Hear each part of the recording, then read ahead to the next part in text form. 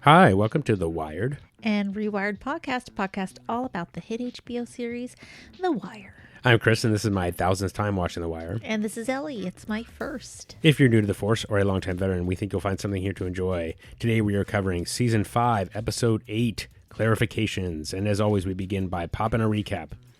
Baltimore's renewed police commitment brings fresh recruits to Daniels and McNulty, starting with Carver. Facing a new political challenge, Carcetti is forced to make dangerous political deals. As the Pulitzer season winds down, Haynes approaches Templeton about his sources. Bunk returns a McNulty favor. Little Kennard makes a big score. Boy, that's really underselling it, but in any case, Dukie finds work. Fletcher continues his interview with Bubbles. Freeman presents his latest plan to a prosecutor. Sidner uncovers the missing piece to a puzzle, and McNulty comes clean. The episode was written by Dennis Lehane. I think this is his second time writing in the writer's chair, and it was directed by Anthony Hemingway. And the episode premiered on February 24th, 2008. All right, Ellie, why don't you kick it off by busting out that epigraph? A lie in a side of the story, it's just a lie. Mm-hmm. Said by Terry Hanning. Yeah. That's man, that delivery was really great. It was. Yeah, and so, podcasting is not a lie. It's just a podcast. It's true. And all right. Just decided the story. So I'm just going to have to read Ellie's text to me from this episode right off the bat. Hang on, let me bring it up here real quick. It is basically, let's see, what the WTF, Chris? You know what this WTF is for. So it's just funny because, we've talked about this before, but there have been... how many exclamation points and question marks did I have after my WTF? No, you were very dry about it. Oh, okay, was I? It was, in fact, you didn't even capitalize WTF. No. It was capital W, lowercase t and F, and then, although you did not capitalize my name, so I feel like that was a little harsh, yeah. And then you didn't capitalize WTF in the follow-up, but in any case, and one question mark, no exclamation points. But it's one of those episodes where you know it's coming, and as someone who's watched it before, I wanted to warn you. What the hell? But, what can I say? So what the hell?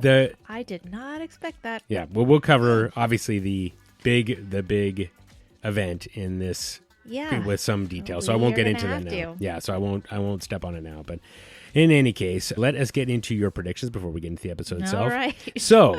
I don't have this. Well, the funny thing is, the last one, right? You didn't have that, didn't but have this. You did say, I can't remember if it was. I think it was not that last episode. No, it was last episode where you were like, "I'm worried about Omar." So you had a predilection. Yeah, he's getting pretty bold. Did you think that ultimately he would get killed? I thought there was a possibility, but I thought it would go down more like a firefight. Yeah. Okay. Well. Yeah. So we'll hang on to that thought. We'll talk about it. Okay. Now this is interesting. Because we had written off your Davis is going to give up some names. Yes. And we had said no, but... Yes, now that could come back. Yeah, yes. Oh, that made me so happy. Oh, yeah. So... Redemption. Dukie's going to go find Prez. So we have not seen anything one way or the other yet. So that's still out there. Bubbles with his sister. Still don't have anything about that. No. You also had... Oh, Bubbles opening up about Sherrod from Fletcher. So Fletcher's continuing to write about him. So yes. Not about Sherrod yet. No, but I think it's going to happen. Okay, well, I'm going to hang on to it. Yep. Okay, good. Bunk is going to find Partlow's DNA. Bang, on the money. Good job. Gus is going to call Templeton on his shit, which you basically did. Yes. So good job there. That's another one. Let's see. And then Parlow and Snoop are going to help Marlowe prepare for Omar. Well, they were doing that. So you got that right. Yeah, but no need for that. Yep. Freeman gets one step closer to decoding the clock. Bang. Yes. Now, of course, decoded. Sidner was figuring that out. Oh, but obviously Freeman did that. And then what will Carcetti do is kind of what you asked about. And so you just saw basically he's YOLOing it. He's like, we got to do everything we can and try to solve this. So yes.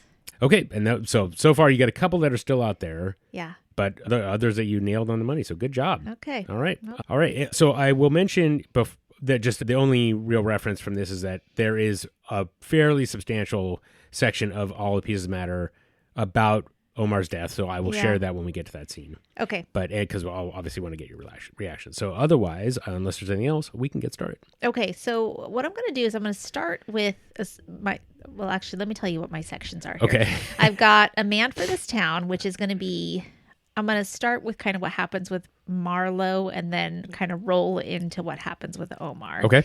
And then I've got Coming Clean for McNulty. I've got Time and Place, which is the whole thing with major crimes and how they figure out the clocks. Clay Gets Played. Oh, makes me so happy. Sure. Dukie Be A-Rabbin. Yep. That's what little bug says. Yep, Love sure. it. Carcetti Keeps Selling His Soul. Gus Stands His Ground. And yeah, that's it. Okay. So let's start with A Man for This Town. Okay. Michael meets up with Chris and Snoop to tell them about running into Omar and how he said that Omar told him that he killed Savino. Yep. He says he got lucky that Omar didn't recognize him from Monk's place and that he kept trying not to make eye contact with Omar. And he also mentions that Omar is clearly hurt. He's limping very badly and using a crutch. And when Chris asks what Omar said, Michael explains that Omar's still coming after them. He says that he's basically on a warpath. He's there. He's going to take out all of the Stanfield muscle. And Michael asks, is it true? Is Savino really dead? But Chris and Snoop don't answer him. Michael keeps on going on. He brings up rumors that Omar hit a stash house. He wants to know if that's true. Snoop cuts him off, says, stop running your mouth about all these rumors. But Michael keeps pushing it. He says, Junebug was, saying rumors and Marlo had him killed for it. Yep.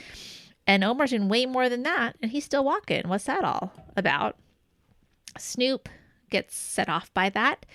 And she snaps back that they're going to handle Omar, not to worry about it. And Michael says, are they going to tell Marlo about this?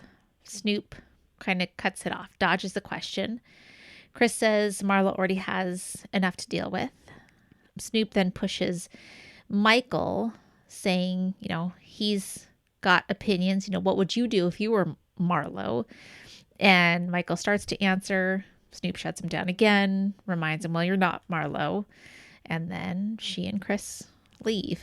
So it's, not the kind of conversation that keeps a guy close. Exactly. Right? Yeah. It's just the kind of conversation that if you're a guy like Michael, it just pushes you further away. Right. So I don't know what they're thinking about that is. He's just not ever been a just shut up and take it kind of guy. Right. So, yeah. That all they say. Just walked up and said he got Savino. Said he gonna get more of our muscle if Marlo don't come to the street and step to him. Good thing he didn't make me from Monk's apartment, though. Kept on looking away from the motherfucker. Hope he ain't remember me. He was limping bad, too. He had a crutch. Wasn't lying about Savino, was he?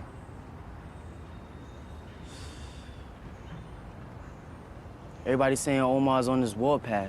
Heard he got a stash house last week. Everybody need to shut the fuck up. Look, I'm just saying. If Marlo was all that over Junebug calling him a name so that y'all dropped June and his whole family, then what the fuck? Omar out here calling them bitches every damn day. Fuck Omar. What? What you think we ain't gonna catch this dick sucker? This nigga gonna get got. Y'all gonna tell Marlo? We tell him, we don't tell him. Man got enough on his plate. Youngin' on some different opinion shit, man. I don't know. If I was Marlo, Motherfucker, you ain't. Yeah, so that's curious your interpretation of Snoop sort of prompting Michael to what would you do? Yeah. That's how you, I did not read it that way. But Yeah. What did you think? No, she was just like, you've got to stop. You guys got to stop talking. Like, why, we've heard everything you need to, you need to say. Just want to mention before I forget, so Michael's in the middle of explaining what Omar is saying, and they show Snoop hawking a loogie and spitting, which is so great. I mean, her spit game is A+. Yes. But I just love the gesture of like, I don't give a shit about what this guy says kind of movement, which I just thought was great. And then, the dichotomy, or sorry, not the contrast between Snoop and Chris. Yeah. Right? Chris obviously is fed up and is as frustrated as anybody. Yes. And when Michael says, if I were Marlo, he just, kind of just turns his head in disgust and walks off. Right. And whereas Snoop kind of, actually gets in Michael's face, essentially. Yes. So it's just a really interesting, thing. And I think that when I look at it, it's like, Michael's 15, 16, and this is just a 15 or 16-year-old being 15 or 16. Like, if exactly. you say, like, well, if I were this person, you're like, that every kid thinks they could be in whatever position they see. So, yes. Just one other question for you. Do you feel like he was trying to square what they did with Junebug? Do you think that he is trying to kind of represent Marlo in the sense that, like, Marlo would want to know? I think both. Okay. Yeah, I think for himself, he's trying to square what they did with Junebug, and also, like, shouldn't Marlo know about this? Yeah. Like, isn't this something that he would, like, with as much power as he has, isn't this something he would do something about? Wouldn't he just go out and take down Omar? Yeah. Like, this doesn't make sense that he'd just be walking around. Yeah. Yeah. Yeah. I and I'm wondering if there's even maybe a level of, I'm telling Chris, but Chris isn't telling Marlo. Yeah. And if Marlo hears that what Omar told me, said to me, and Marlo thinks I didn't tell anybody. Right. Then I could be in trouble. Right. Yeah, so that's exactly. a whole other dimension. Yeah, to for it. So, sure. yeah. For sure. Could be. Yeah. So anyway, it's an interesting scene, obviously, because, Michael was kind of this, I don't know that he was like a, favorite. I think he was a favorite of Chris, but but now it feels like he is knocked down a peg. Yeah, exactly. Sure, so. Kind of fallen out of favor. Yeah. So for all his questions. Yep. Okay. So later on, we see Dozerman and Truck inside a new rental car. And we'll learn later when we get to McNulty and Homicide about how they acquired this new rental with all its fine amenities like navigation, and GPS, and, Truck's eating a nice wild raspberry icy or something like that. I cannot remember. Sorbet, shave ice, whatever it was. Okay.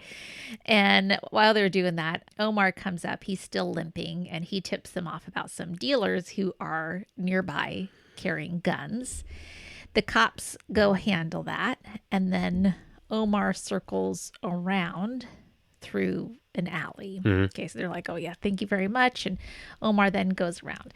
Now, as he's doing that, on the way, he passes some kids messing with a stray cat. It's just like hissing. Yep. Like, are they pouring lighter fluid on it? Yep. Oh my God. That's what I thought it was. Yep. I didn't realize it at first. One of them, a second watch through, that's when I realized one of them was Kennard. The other kids scatter when they see this. Omar, Kennard does not move. Correct. At Exactly. all. Yep. Again. Good eye. Deranged. I'm pretty sure I said something to that effect You at the did. last You time. certainly did, yep. Like, sociopath. Yep. And we see it here. Oh my God. So Omar clears the corner. He chases off the dealers, even limping like he is. Yep. And then he takes the stash. He dumps it down the nearby sewer drain. And then he heads down the row of vacant houses. He starts counting 1, 2, 3, 4. He gets to the right spot. He demands the rest of it. Nobody answers. He threatens to blast the place. Someone finally tosses the stash out, and Omar dumps that too. Takes it over to the sewer drain, dumps that out, and he just yells out into the street. Like I was saying, just bold, right? Yep. Marlo's a straight up punk. He's too scared to face him in the street. He just stands out on the corner, yells, "Marlo Stanfield is not a man for this town, you dig?" 1, 2, 3, 4. See there? Omar know what one it is. Look like all your muscle done up and disposed now. So you might as well go ahead and drop it out. You feel me?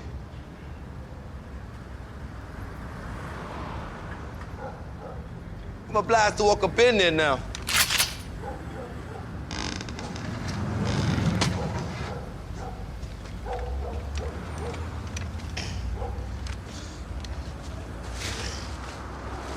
You working a Stanfield corner, which means you working for a straight-up punk.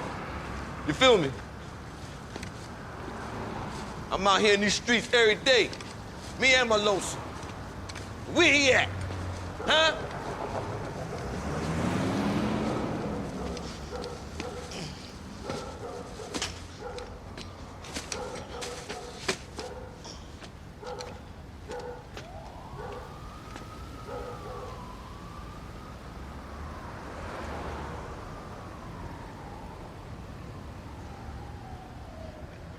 Yo, y'all put it in his ear. Marlo Stanfield is not a man for this town. You dig? Okay, so he yells that out loud.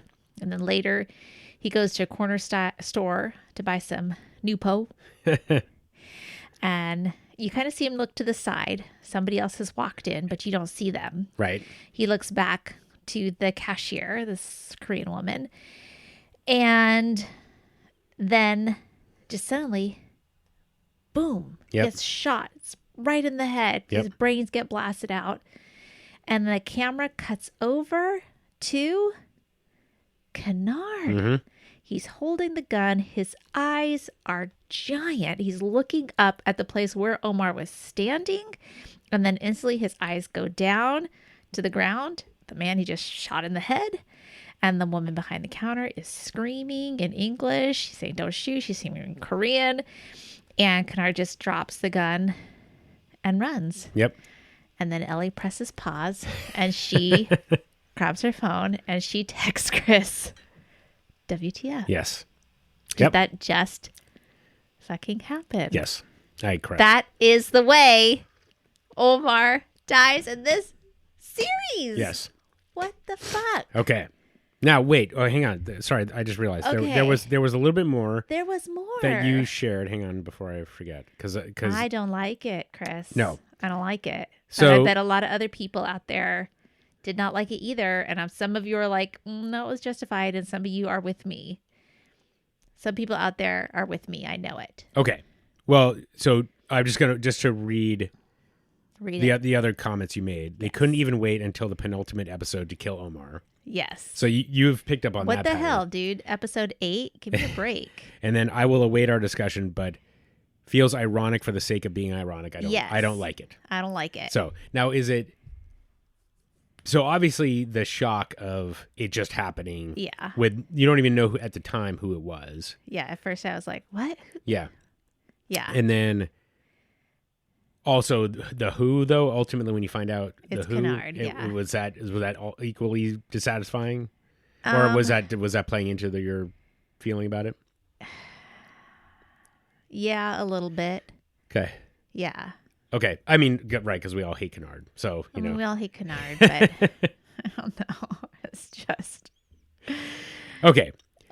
just like another unsatisfying death for you all, just so we can show you how mean and unsatisfying and cruel the streets really are. Here you go. Like, I'm just like, you're gonna do all that in episode 5 that you've already done, and you're gonna do this too. Like, Yeah. I mean, in season 5. Yeah. Whatever. Okay. Well, That's how I feel. that's fair.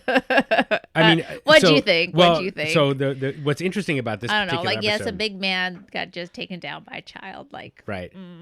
Okay. Well, so ironic for ironic's sake. I will share some details from all the pieces of matter. okay. But there is a funny kind of circumstance about this particular episode, because the next day after I watched this episode, the next day I had a meeting with the VP, or no, sorry, he was a general manager, but anyway, a higher up in my organization at Microsoft. And he was doing like this meet and greet with just random people within the organization. He was doing it with everybody. Okay. Okay. And as it happened, I mentioned that I loved The Wire. Okay. And there was another guy there who also loved The Wire. The guy was asking like, what's your favorite TV show? And we were both like, and the guy said to me, you know, he was hoping it was like a glancing blow or just like a contact wound, and it didn't. And he was like, Omar was like faking it and just like playing really good, like, you know, possum until he got into the morgue and got out of there. So but that was kind of the thing, is like when you watch it the first time, you don't realize how authentic the show is. So it wouldn't make any sense. So anyway, even then I was like in denial about Omar being dead. Yeah. So I totally hear you. So Let me add some flavor from all the pieces of matter.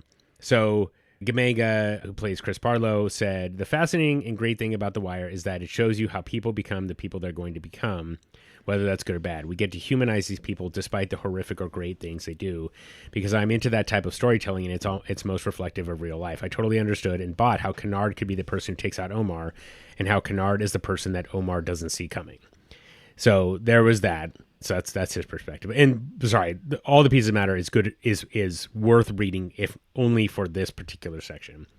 George Pelicanos, who was a writer and producer, he was not a writer for this particular episode, but in any case, Marlo was cheated, but it was more a comment on how cheap life was and that Omar could be got. He had turned his back on someone in the market. He was buying a pack of smokes. He was depleted at that point too. We didn't want to give him a big gunfight or anything like that, or even what Stringer got, which is the satisfaction of Omar and Brother Muzon hunting him down. We just didn't want to do that with him.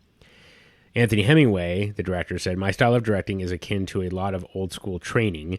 I like to be as close to the set as possible, if not right on set, especially if the scene is intimate or requires me to be close. So as I called action, Kennard enters the store from outside, walks up to Omar, raises his gun, shoots Omar in the head. The blood squibs applied to Omar's head explode, spraying blood everywhere, making his moment very visceral and real. Then Kennard lowers a gun and runs out of the store. After I cut, I first checked on Michael, or Omar, then went outside to check on Taliso, who plays Kennard, and he was in his mother's arms crying.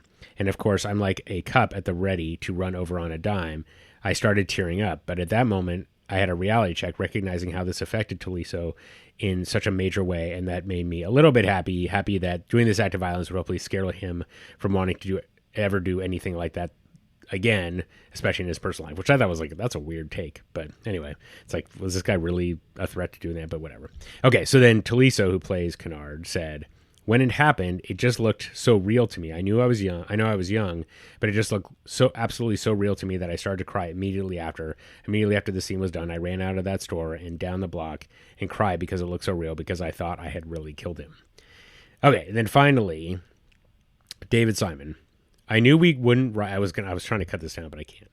I knew we wouldn't write what everybody wanted to see, a big, glorious gunfight, because they were watching The Wire for the wrong reasons, which I think kind of speaks to what you were saying. If they get the big, glorious gunfight and he kills Marlo, it's just going to add to his mythos.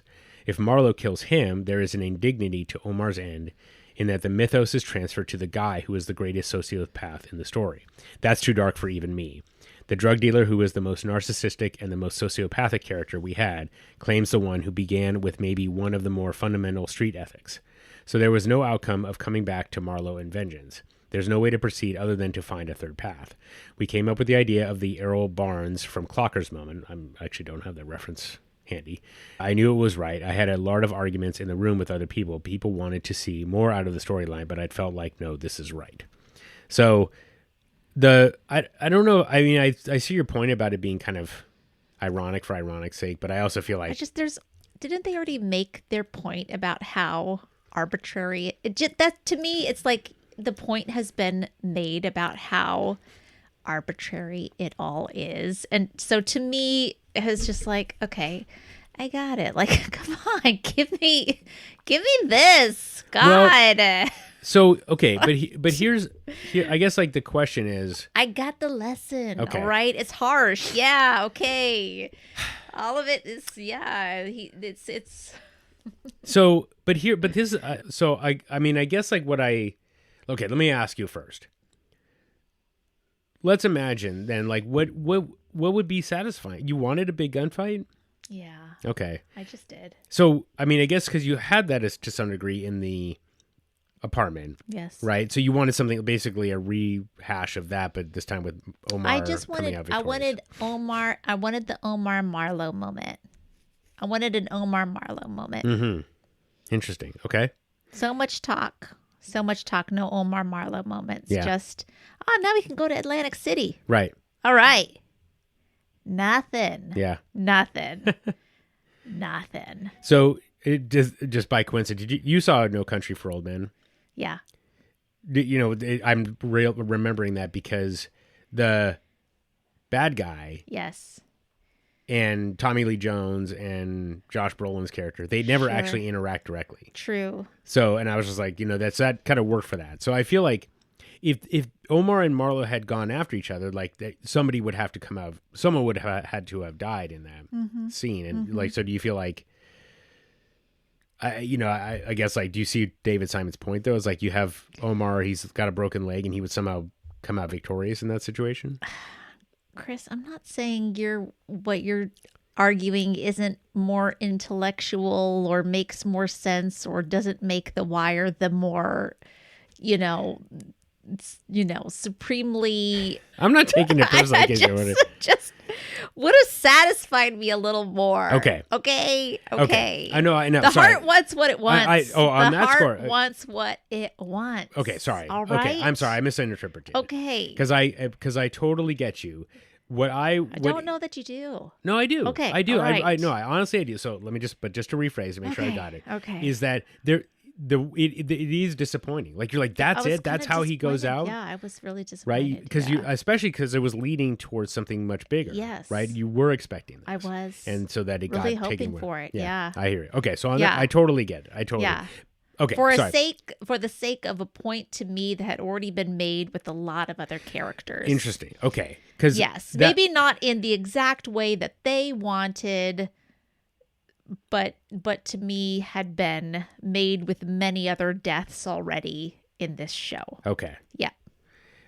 Okay. So I think in that, it's on that score where I don't think they were doing it for the point that you're saying. Okay. But I get where you're coming from. Yes. So what I will say, though, that is interesting is that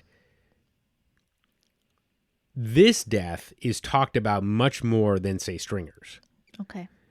And Stringer's feels a lot more like that kind of heroic ending, I guess, if you want. Yeah. Whereas this one, because it still it happens and it's so shocking and it's kind of like so meaningless in a way, in a way, like people, it has actually much more kind of, what's the word, gravitas to it, but you know what I mean? So for if that makes any difference, I don't know that it does, but for you at this point.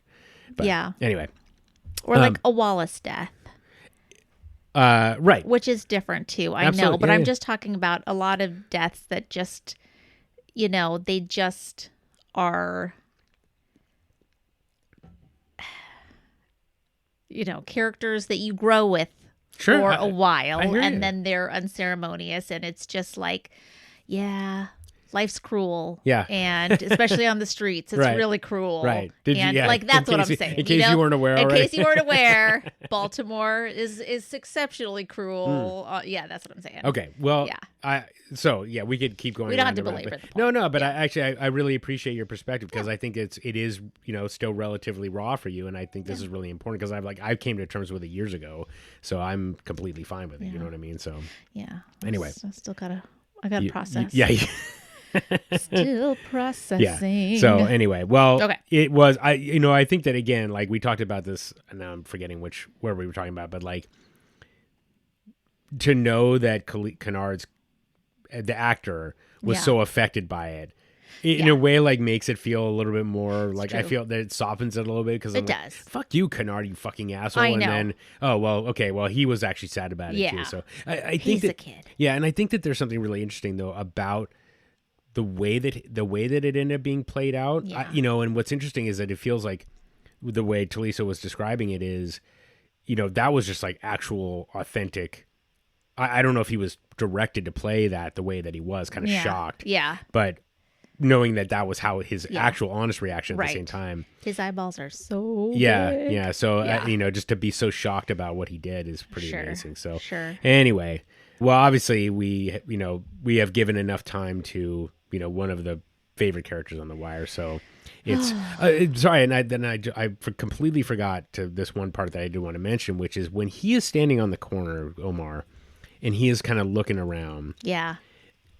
I don't know. To me, it really just does fit that this is his kind of final speech before he dies because he's looking and he's got this like look of sadness on his face. Yeah. And just frustration about like there's nobody around to hear me and he's just yelling into the void. Yes. And Michael K. Williams just does such a terrific job. I just love it. So, rest in peace, Omar. Yep. We loved you. Yeah, so. I know. All right. Come at the king. Exactly. Okay. Good call. All right. Well, let's see here. Chris and Snoop, they're still out looking for Omar. They get a coded message from Marlo. It's a clock image telling them to meet. And Chris reports, hey, we haven't found Omar yet. And then Marlo tells them, doesn't matter. He is already dead. Snoop asks who did it. And Marlo says it was some kid. Doesn't have any details. I mean, technically, it's a kid who kind of works under their organization. I suppose right? so, yeah. And then he casually reminds Chris, hey, we got AC, Atlantic City. They've, got this trip that they've been wanting to do to celebrate that they couldn't do before when Omar was out there. No sign of him, but I ain't on nothing else as long as it take. Yeah, I ain't heard. Omar bagged up. Shit, I thought y'all was gonna tell me. I just got the word myself from Monk. Who got him? Some young boy. Who? Ain't heard the name, don't even know if there was a Y. Hop on one of hip hop, see the damage, Yeah, that shit is gone. We done with this next resupply? You and me got some time at AC coming to us, don't we? And this is at the end. We see, this is really sad. I hated this. Omar's body is in the morgue. There was a mix-up with the tags. His tag got swapped with another body, a white man, but a worker did catch it right before the end and fixes the tags before sealing up the bags. Yep. So what was that all about? What do you think? I don't know. Okay. I really couldn't understand what that was. Like a near miss for him to not, be able to find his people. I don't know. Yeah. I mean, I think that's kind of what it ultimately comes down to is, and this is connected with, I hope you don't mind, I'm just going to just connect and bring in the newspaper scene where Alma mentions this. Yeah, we will talk about that. Yeah. And, it's just that, Omar is out on the street and he's got all this reputation. Yeah. And then after he's dead, that reputation no longer matters. And so it's only because this guy was paying attention that he had the proper identification after his death. Yeah. So, but it's just like he is unceremoniously kind of sent off, just as everybody else is. So, that's, I think it's just kind of one of those things about it. He's just becomes completely normalized. So whereas before he was this mythical person. Right. And now he's, he could easily be switched with, an older white guy. That's true. So, yeah. I don't think much more complexity than that. Or that's as far as I can go. If you want deeper interpretation, you have to go to somebody else who's smarter than I am.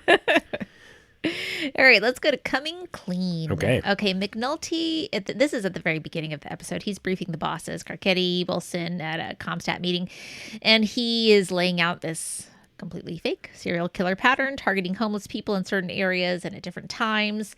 Carcetti asks about the missing homeless man, Larry, and McNulty says there's nothing new going on there.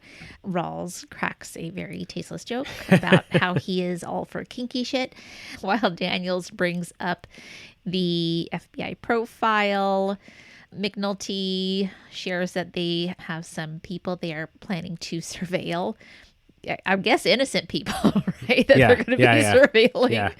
And asks for some surveillance teams. He does request Carver specifically, right? They're looking for people they can trust. Daniels questions the choice. He wonders, why not choose somebody from one of the districts where the attacks actually occurred. But McNulty kind of makes up some stuff about how he's worked with him before, knows he's good for long investigations. Carcetti is pushing for protection for the homeless, and Daniels says they've got undercover cops posing as homeless people. McNulty says, hey, we're going to need some better cars too. We need cars that can look like they are, like civilian cars. Carcetti says, hey, whatever you need, rent them from Avis or whatever you need to do. And then he leaves, and afterward Rawls jokes, well, now we're going to actually have to catch this guy. Since the mayor's paying attention. They're going to need a police department more than they need a school system. Ha ha ha ha. Yeah. So funny. Yeah. So funny. But yeah. So McNulty's just keeping up the ruse. Yep. To get the money coming in. Yeah. What are we doing to protect people? Patrol and tactical are running extra cars in all 3 districts, with special emphasis on posts where the homeless congregate. We have 10 undercovers dressed as vagrants working staggered shifts. We're gonna need good undercover cars as well. And I'm told that Motor Pool expects nothing back from Dickman Street until... Whatever you need, Detective. Yes, Mr. Mayor, but we're being told by Public Go Works. to Avis if you have to. Hurts. I don't give a shit. People are disappearing. They're dying, for Christ's sake. Just do what you need to do.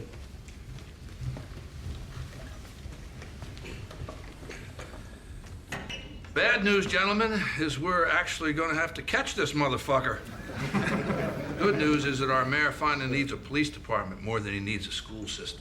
Yep. I mean, I think the one thing that stands out is that McNulty does a really good job of presenting. I was really impressed. He had really good, solid answers, and for all the questions, and he's talking to the mayor. Yes. So that was pretty well done. So yes.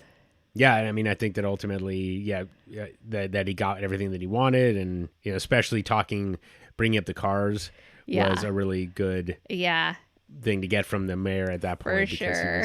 So anyway, and then the Rawls comment is just kind of, I don't know how they write this stuff, but God, it's so perfect for him. He's so unlikable. I know he's so unlikable, and then when he's closeted too. And exactly. Kind of putting these things together. Yep.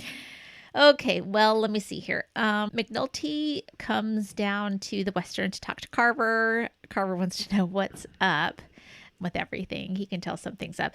McNulty admits there is a catch, and he explains that he's using all his resources from the serial killer case to secretly help Freeman's case with Stanfield. And Carver's like, yeah, because Lester's got a wiretap. And McNulty's like, well, no, there's no wire. And he's like, I gave him the cell phone number, you idiot. And McNulty's like, I don't know anything about that. I'm just throwing work and money his way because the bosses are just letting these real murder cases sit, and I've got these extra resources. Mm-hmm. So McNulty promises to handle the paperwork and just asks Carver for people who are willing to work, and Carver agrees to it. Why me? Why not somebody from a district where they caught one of your homeless cases? Well, there's a hitch.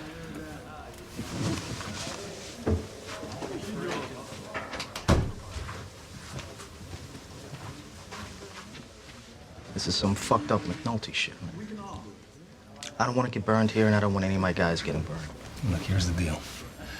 Command to throw in more resources at me than I can use on my homeless stuff. I got that covered. But Lester, he's got a fresh line on Morrow Stanfield. And he needs people to run it down. Fresh line, huh? It's got a fucking wire up, is what you mean. No, there's no wire. Hmm? The fuck are you kidding? I handed him a fresh cell number for Stanfield not 2 weeks ago. Listen, I don't know anything about any wire. I'm just saying, he's got a new line on Marlowe, and he needs people to run it down. Boss has stiff-armed him? Jesus. Guy drops all those motherfuckers in the vacants. Yeah. So you're throwing people over to Lester and paying for it from your case, is that it? OT out the ass. What about the paperwork? I'll take care of that. All the run sheets, office reports, they come through me. All you people got to do is straight police work. Danny's giving me a free hand to pull people from any district. Just make sure you send me people who work.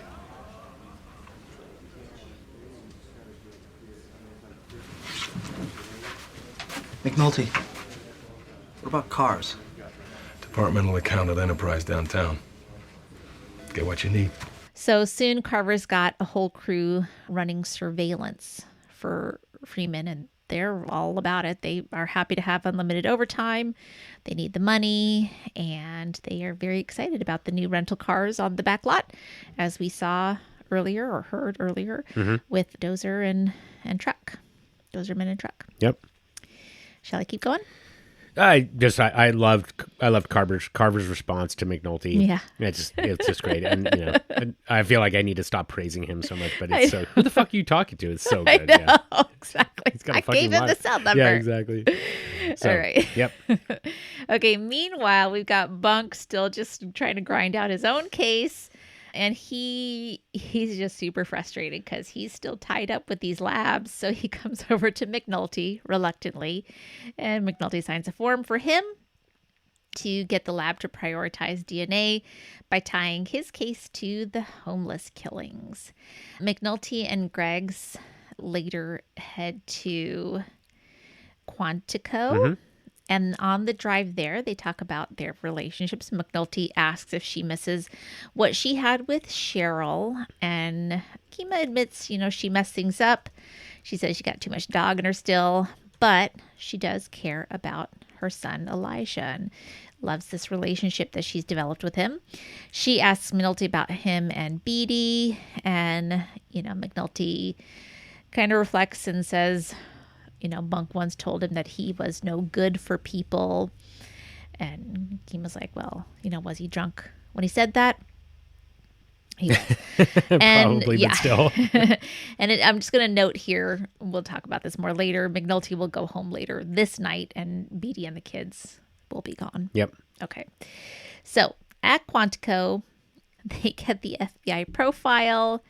And they start talking about everything. This guy that they describe is McNulty. Absolutely. And as they are describing this guy who, is, somebody who never went to college and, works a bureaucratic job and all this stuff, you watch his face as they're doing this description, and he knows that he is being described as kind of crazy. Yeah. He's just looking like shocked and guilty and trying to hide it at the same time. So what we conclude from a behavioral analysis of the known forensics is the following. The suspect is likely a white male in his late 20s to late 30s. He likely is not a college graduate, but feels nonetheless superior to those with advanced education. And he is likely employed in a bureaucratic entity, possibly civil service or quasi-public service, from which he feels alienated. He has a problem with authority and a deep-seated resentment of those who he feels have impeded his progress professionally. The minimized sexual activity suggests that this is not a primary motive for the killings. In fact, the bite marks on the last found victim, lacking the DNA of saliva, indicate to us possible post-mortem staging. The suspect has trouble with lasting relationships and is possibly a high-functioning alcoholic, with alcohol being utilized as a trigger in the commission of these crimes. His resentment of the homeless may stem from a personal relationship with someone who was in that cohort, or his victimization of vagrants might merely present an opportunity for him to assert his superiority and intellectual prowess. If you get more, fax it down and we can update the profile.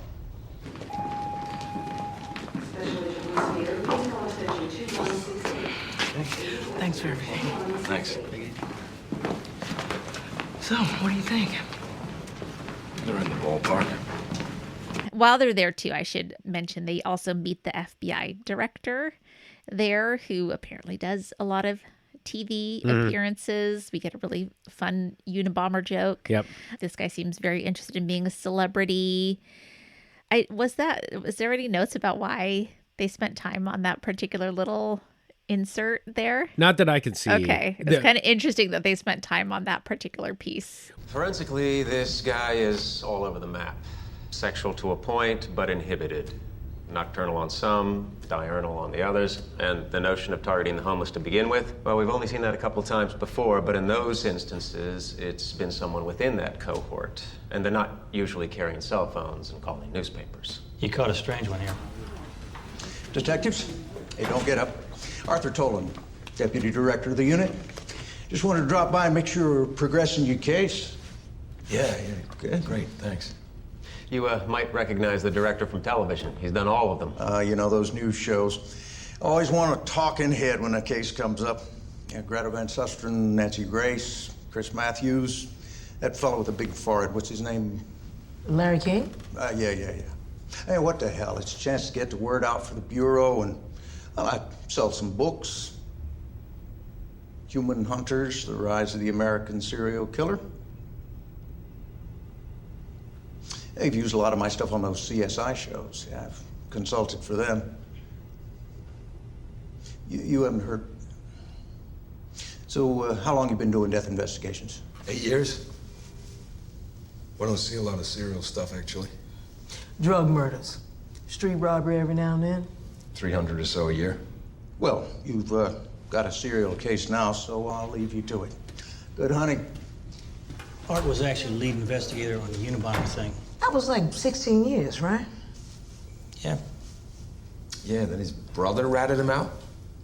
Well, Alan Sepinwall made a really interesting comment, which is that this was of like a lot of people talk about the reporters and Templeton's representation being like a cheap shot. Okay. This is like the cheapest shot. This is a real cheap shot at the FBI. Yeah. I mean, just the guy, like you have these like the profilers who really are doing their job and trying to do it well. And this guy is just trying to get his name on TV and sell books and stuff. And it's like, it's not like, those people don't deserve to get taken down a notch every now and again. But otherwise, it was such like it was bizarre character. Yes, it was so interesting. Okay. Yeah. Anyways. So no, but otherwise I couldn't tell. Maybe, Ed Burns worked at the FBI. Maybe he was just like, yep, this is pretty much how like a lot of directors I thought it was behave. interesting. Yeah, I didn't see anything about that otherwise. But. Anyway, so they do that. They have the FBI profile, which is basically McNulty, as I mentioned. Yep. And then they're heading out, and Kima asks, what he thought about it, and he just shrugs and says it's in the ballpark. Yeah. Okay. Wait, sorry. This is, again, another one scene that is referenced regularly on the subreddit. Okay. Just for the humor of it, right? Yeah. So you picked it up right away. Yes. And so, of course, I don't know that I did the first time, so for whatever that's worth, but it is obviously, if you didn't pick it up the first time, go read it again or watch it again, and then you realize that it's hitting him to a T. And of course, like white male, issues with authority, drinks too much, struggles with relationships, feels smarter than others. Exactly. Yeah, all that. And alcohol being a trigger, and he took a swig of Jameson before he did the first one, and.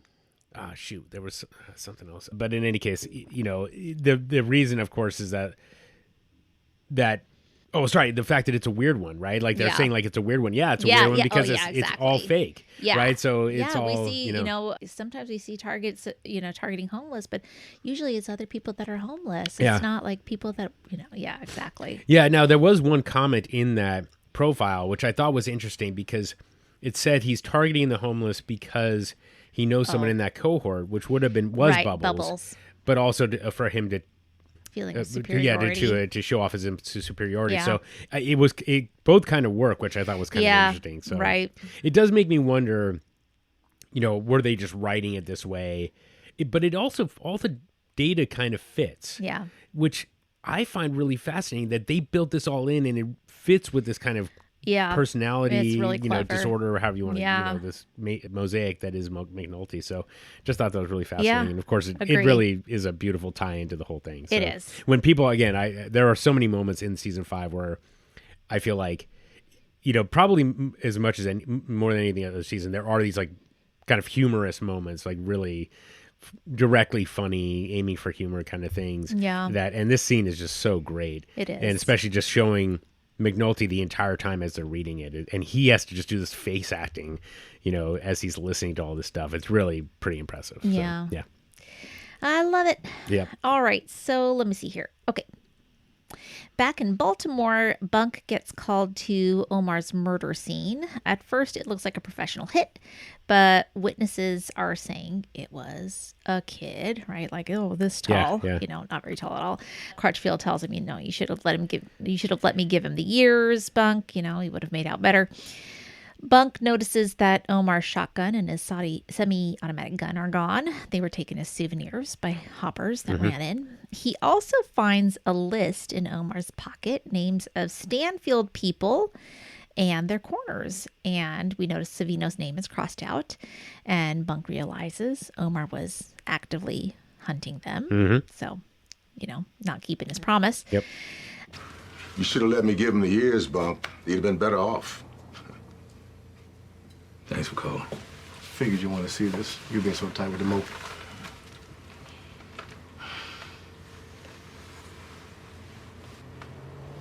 Professional job here. Nah, I thought so at first, but the Korean broad we sent downtown said he got done in by a short little fella with a big gun. Shit, walked in and lit his ass up. How short?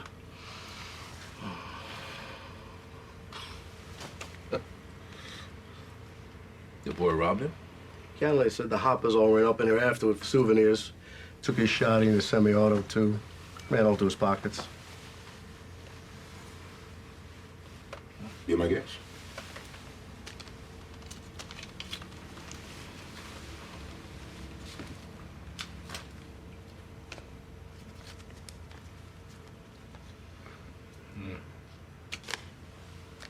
Back on the hunt, were you?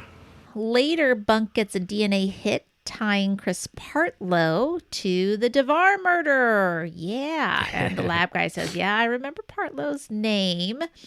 Right. So, he says, don't F with me again. Yeah. Well, you guys effed up the whole lab situation anyways. Right. Or what, Lowenthal? What are you going to do? Yeah. Nothing. You right? Funny case you got here. Your victim had an address, a home, paid rent, so we assume, maybe even a mortgage, but not homeless in any case. No strangulation, no red ribbon. Christopher Partlow. A lesser man might get pissy because you jumped the line, Bunk. Me? I remember Partlow's name from all those cases last year. Congrats. Yeah. But, don't fuck with me like this again.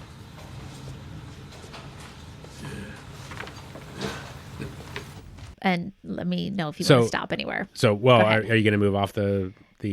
I was going to. I'm going to move on to Bunk telling McNulty. So I have to ask you because I've been holding on to this for a little while. Okay. What DNA did they get from Chris? How did he leave behind DNA at that scene? He spit on him. Exactly. Yep. Very good. Yeah. Okay. Damn it. I was hoping I would have gotten you on that. Okay. But yes, he spit on him at the, and then of course that's what gets him.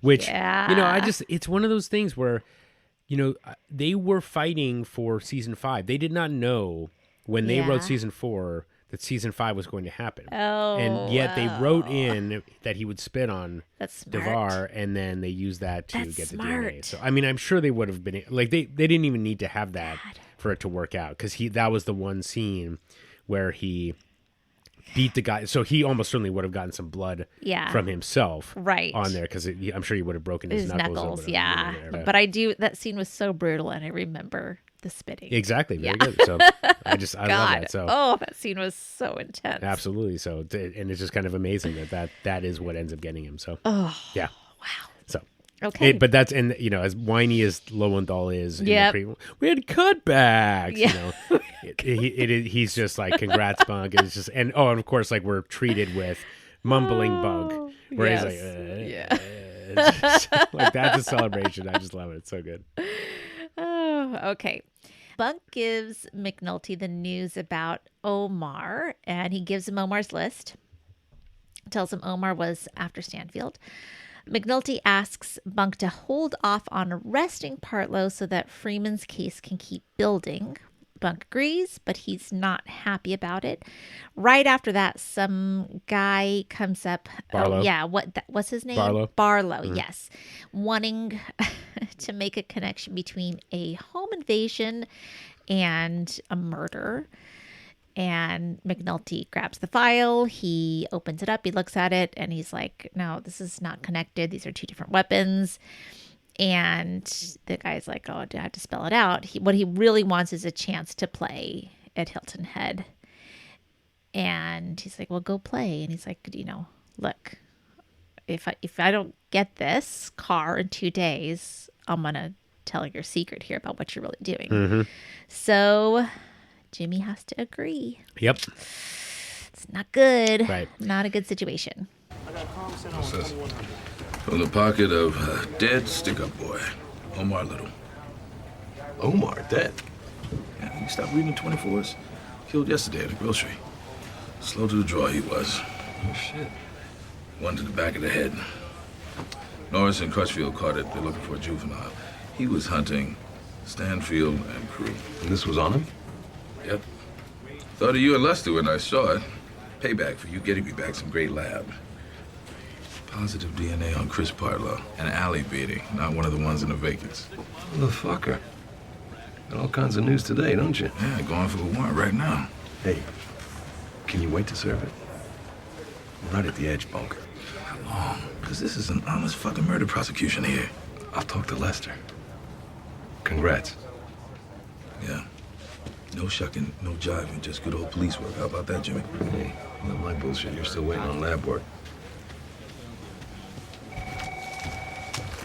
Listen, Jimmy, the Conaway shooting from Westport, the transvestite, I go to VICAP. There's another one just like it. Look, down in Carolina 4 months ago.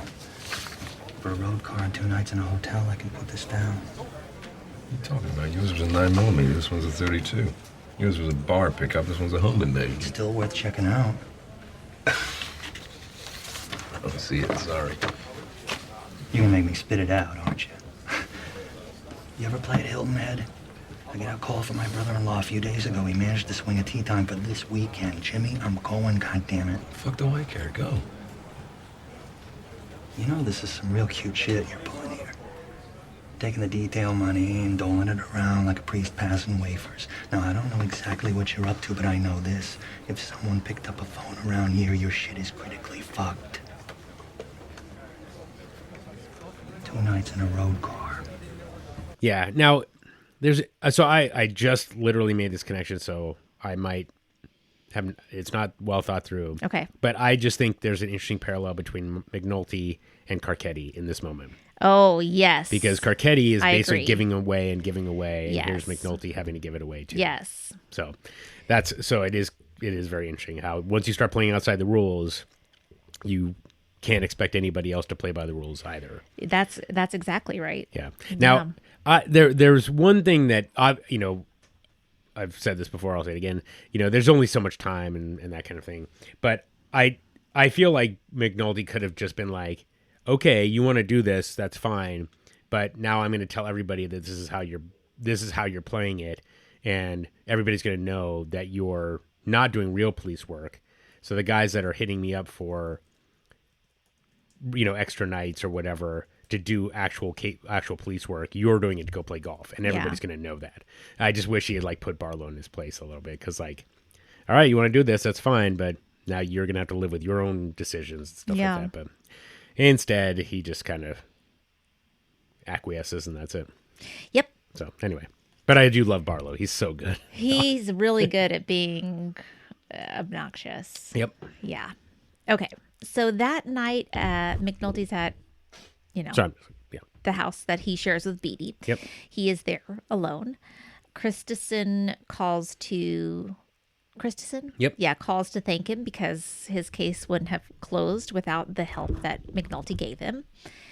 Later, Beatty gets back and she lays it out for him. The kids go in and she talks to him. She says, look, the only people that are going to care about you at the end, when you are laid out, when you're dead, it's not going to be the people who, have their feet up on a desk next to you. It's the people that are your family, and maybe a couple people who are friends that are close enough to be family, not the people on the job. And eventually McNulty admits everything to her. Oh, wait, hold on. I went too far. Okay. I'm so sorry. I am supposed to tell you first that McNulty confesses to Greg's. Right. Okay, sure. So let me back up, because first he confesses to Greg's, and then I'll tell you that he confesses to Beatty, because he does this first. Okay. He feels super guilty, right? Yep. Yes. He feels super guilty. And she... because she's starting to do extra work. Exactly. Yes. Mm-hmm. And so she's not okay with it. She tells him he needs to stop, and he tries to justify it. He even offers resources for her own cases, and then he walks out. Mm-hmm. Okay. So he's now in this coming clean mode or whatever. Right. He's he's feeling really contrite. He then goes to Beatty and he tells her, there is no serial killer. There are no murders. He says he thought he was the hero, and now he knows he's not. And Beatty is really shaken. She is angry and she is scared about what could happen to him, but also the ramifications for all of them now. And he, kind of keeps on talking about what he was thinking and whatever. And she just goes inside and leaves him standing there. Yep. Which is really what he deserves. Yeah. To be honest. Yeah. Yep. You big ding dong. What an idiot. Yeah, I mean. But at least, he's starting to see the light. Right. All the guys at the bar, Jimmy. All the girls. They don't show up at your wake. Not because they don't like you, but because they never knew your last name. And a month later, someone tells them, oh, Jimmy died. Jimmy who? Jimmy the cop. Oh, they say, him. And all the people on the job, All the people you spent all those hours in the radio car with, the guys with their feet up on their desk telling stories, who shorted you on the food runs, who signed your overtime slips. In the end, they're not gonna be there either. Family, that's it, family. And if you're lucky, 1 or 2 friends who are the same as family. That's all the best of us get. Everything else is just...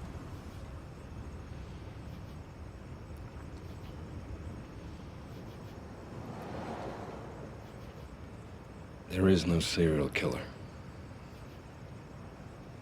There are no murders. I made it all up.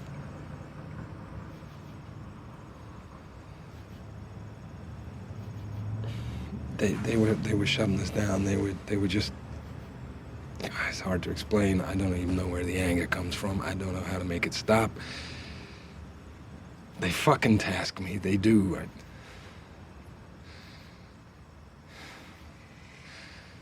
We took the money from the bullshit investigation. We routed it to Lester. Now he's got the cake to take down Marlo Stanfield. And now that I've done all this, and I watch myself do it, I can't even stand to...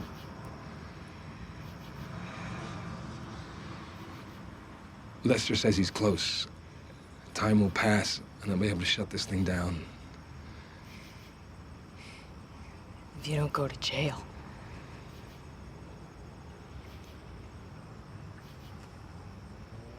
You had no fucking right. I know. This is my life, too. You start to tell the story, you think you're the hero, and then when you get done talking, you...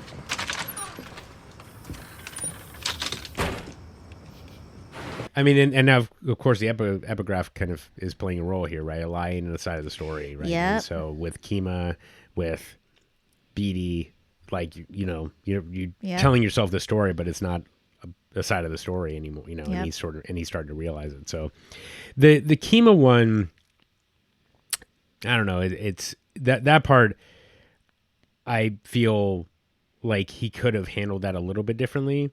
Right, just to say, like, you know what, don't worry about this right now. Yeah. Let me take this, and you go work on your triple without having to say anything. Yeah. But nevertheless, with Beatty, it just felt like he couldn't keep the lie up anymore, and it was just too much weight for him. So, yeah, Ellie, I gotta ask you. Yeah.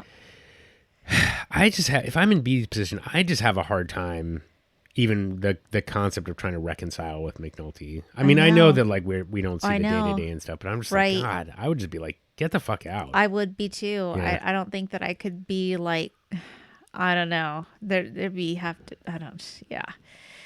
to have some really amazing qualities all of the rest of the time for me to somehow forgive all of that. Right. Yeah. Yeah, I agree. I mean, it's especially like you come back and you're that mad. I would just be like, okay, well, if a day away has not changed your perspective, I mean, that's it. So seriously. Yeah. Anyway, well, but her, she takes the time to give him this kind of really important lesson of like, this is the way you have to think about the world and that kind of thing. And it's curious to think about, perhaps what McNulty had his perspective going in, just thinking like, I've got all these, my coworkers, these other officers, I'm, good at my job. Like he just must have thought that like, kind of what Freamon had told him in season 3, what do you think there's going to be a big parade? And then, it's like what Freamon tried to tell him is like the cuffs go click and that's it. And then you're back home and you're by yourself. And Beatty's kind of giving him essentially the same lesson. So it's that she cares enough to tell him that is, says a lot about her anyway. Yeah. So. Yeah. All right. Well, let's move on to time and place. Okay. So we have Freamon looking at a clock message, 6:55 and 34 seconds. And then calling Sidner, who's kind of setting up their surveillance. He's briefing Dozer and Truck, who will be on Monk. And then we've got this guy, Bobby and Brian. They're going to be on Partlow. And then we got Karen and Tony, who are going to be on Snoop. And then 2 other people. I just started losing track. There's too many people. Yeah, you wrote all this down is impressive enough. Anyhow, they get the idea of how business runs for the Stanfield crew and when things happen and what they should be on the lookout for. Next up, we get the time 10:55 and 34 seconds on Marlowe's phone. Another time for Monk. And then we see them meet. Marlo gets another call, but no one they're following is looking at their phones. So there's another person on the network, clearly, that they don't know. Yep. Okay. McNulty shows up, tells Freeman that Bunk has a warrant for Partlow. Freeman's like, oh, no. But tells him, okay, look, he's going to give us a couple of days. Oh, and guess what? Omar's dead. Oh, yeah. He shows him the hit list, which includes Cheese Wagstaff. And he's on there. He must be a lieutenant. Okay, that's interesting. One more thing. Yes, Greg's nose. And she's not happy. Oh, McNulty, how many people are you going to tell? Yep. Well, turns out he's going to tell Beatty. Right. Okay. Big news. Bunk has a murder warrant on Chris Partlow. The hell you say? Not one from the vacants. DNA match on an alley beating. He lets this go now. These guys are gonna go to ground. We're right at the edge of something here. He's given us a couple of days. He owes me. I expedited his lab work for it. Oh, and Omar Little, stick-up boy. What about him? Caught one in a Korean joint over West Side. Bunk pulled that out of his pocket. Mean anything at all to us? Looks like he was after Marlowe's crew. Cheese Wagstaff? In addition to their corners, these guys are wholesaling all over town at this point, so I figured Cheese was just one of many. The note reads like Omar had him under Marlowe's wing, lieutenant at least. Anyway, I gotta go. Do more pretending for the rest of the city. Oh, by the way, I told Greg's. Oh, McNulty, how many more people? She was about to jump into the serial murders with both feet. I couldn't stand to spin her like that. How'd she take it?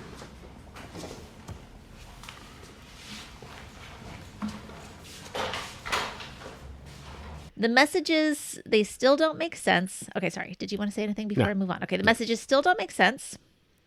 Sidner's trying to figure out some of the locations he doesn't know that they're saying, where they say they are saying that they are, like Pall Mall or something like that. Mm-hmm. So what does he do? Because, you know, not all of them have the cool GPS on their cars. Yep. So he does what you and I did when we were in college. We got out our good old atlas. Yep. Did you have an atlas in your car? It was called the Thomas Guide, and where I was. Yep. So he pulls it out and he starts looking for it, and he realizes that the clock hands are pointing to locations in an atlas, right? They have cracked the code. This is how they have the meeting spots. 34E3, right? So the page number is the second hand. The long hand is A through K for the hour, latitude, 5-minute intervals. How do they know when? They're thinking it's just within an hour. Everything's pretty close. And then they figure out too that, so a lot of them are 34, like you heard me say, like 34 seconds, right? So that's page 34. Mm-hmm. 35 is East Baltimore. Who does East Baltimore? Cheese Wagstaff. Mm-hmm. Okay. So that they've cracked the code.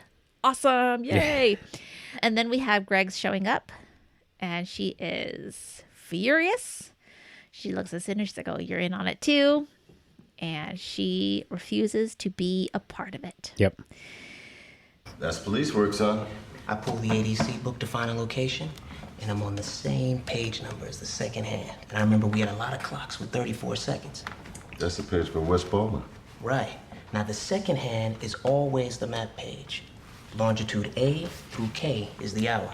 And for the latitude, they go by 5-minute intervals. Now, they know the meeting spot in advance, and they code it by the grid square. But if the clock has nothing to do with time, then how do they know when to meet?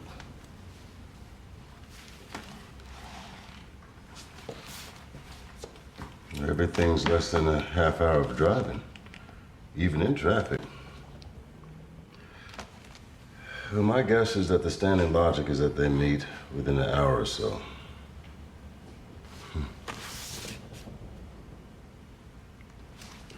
You know what else makes sense? This clock face when no one was on the move. The times are all at 35 seconds. And that's the page for East Baltimore. Cheese Cheese wax that?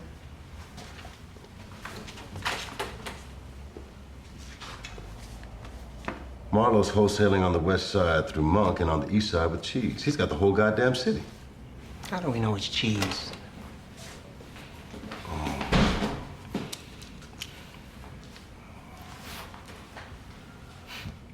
You too, huh?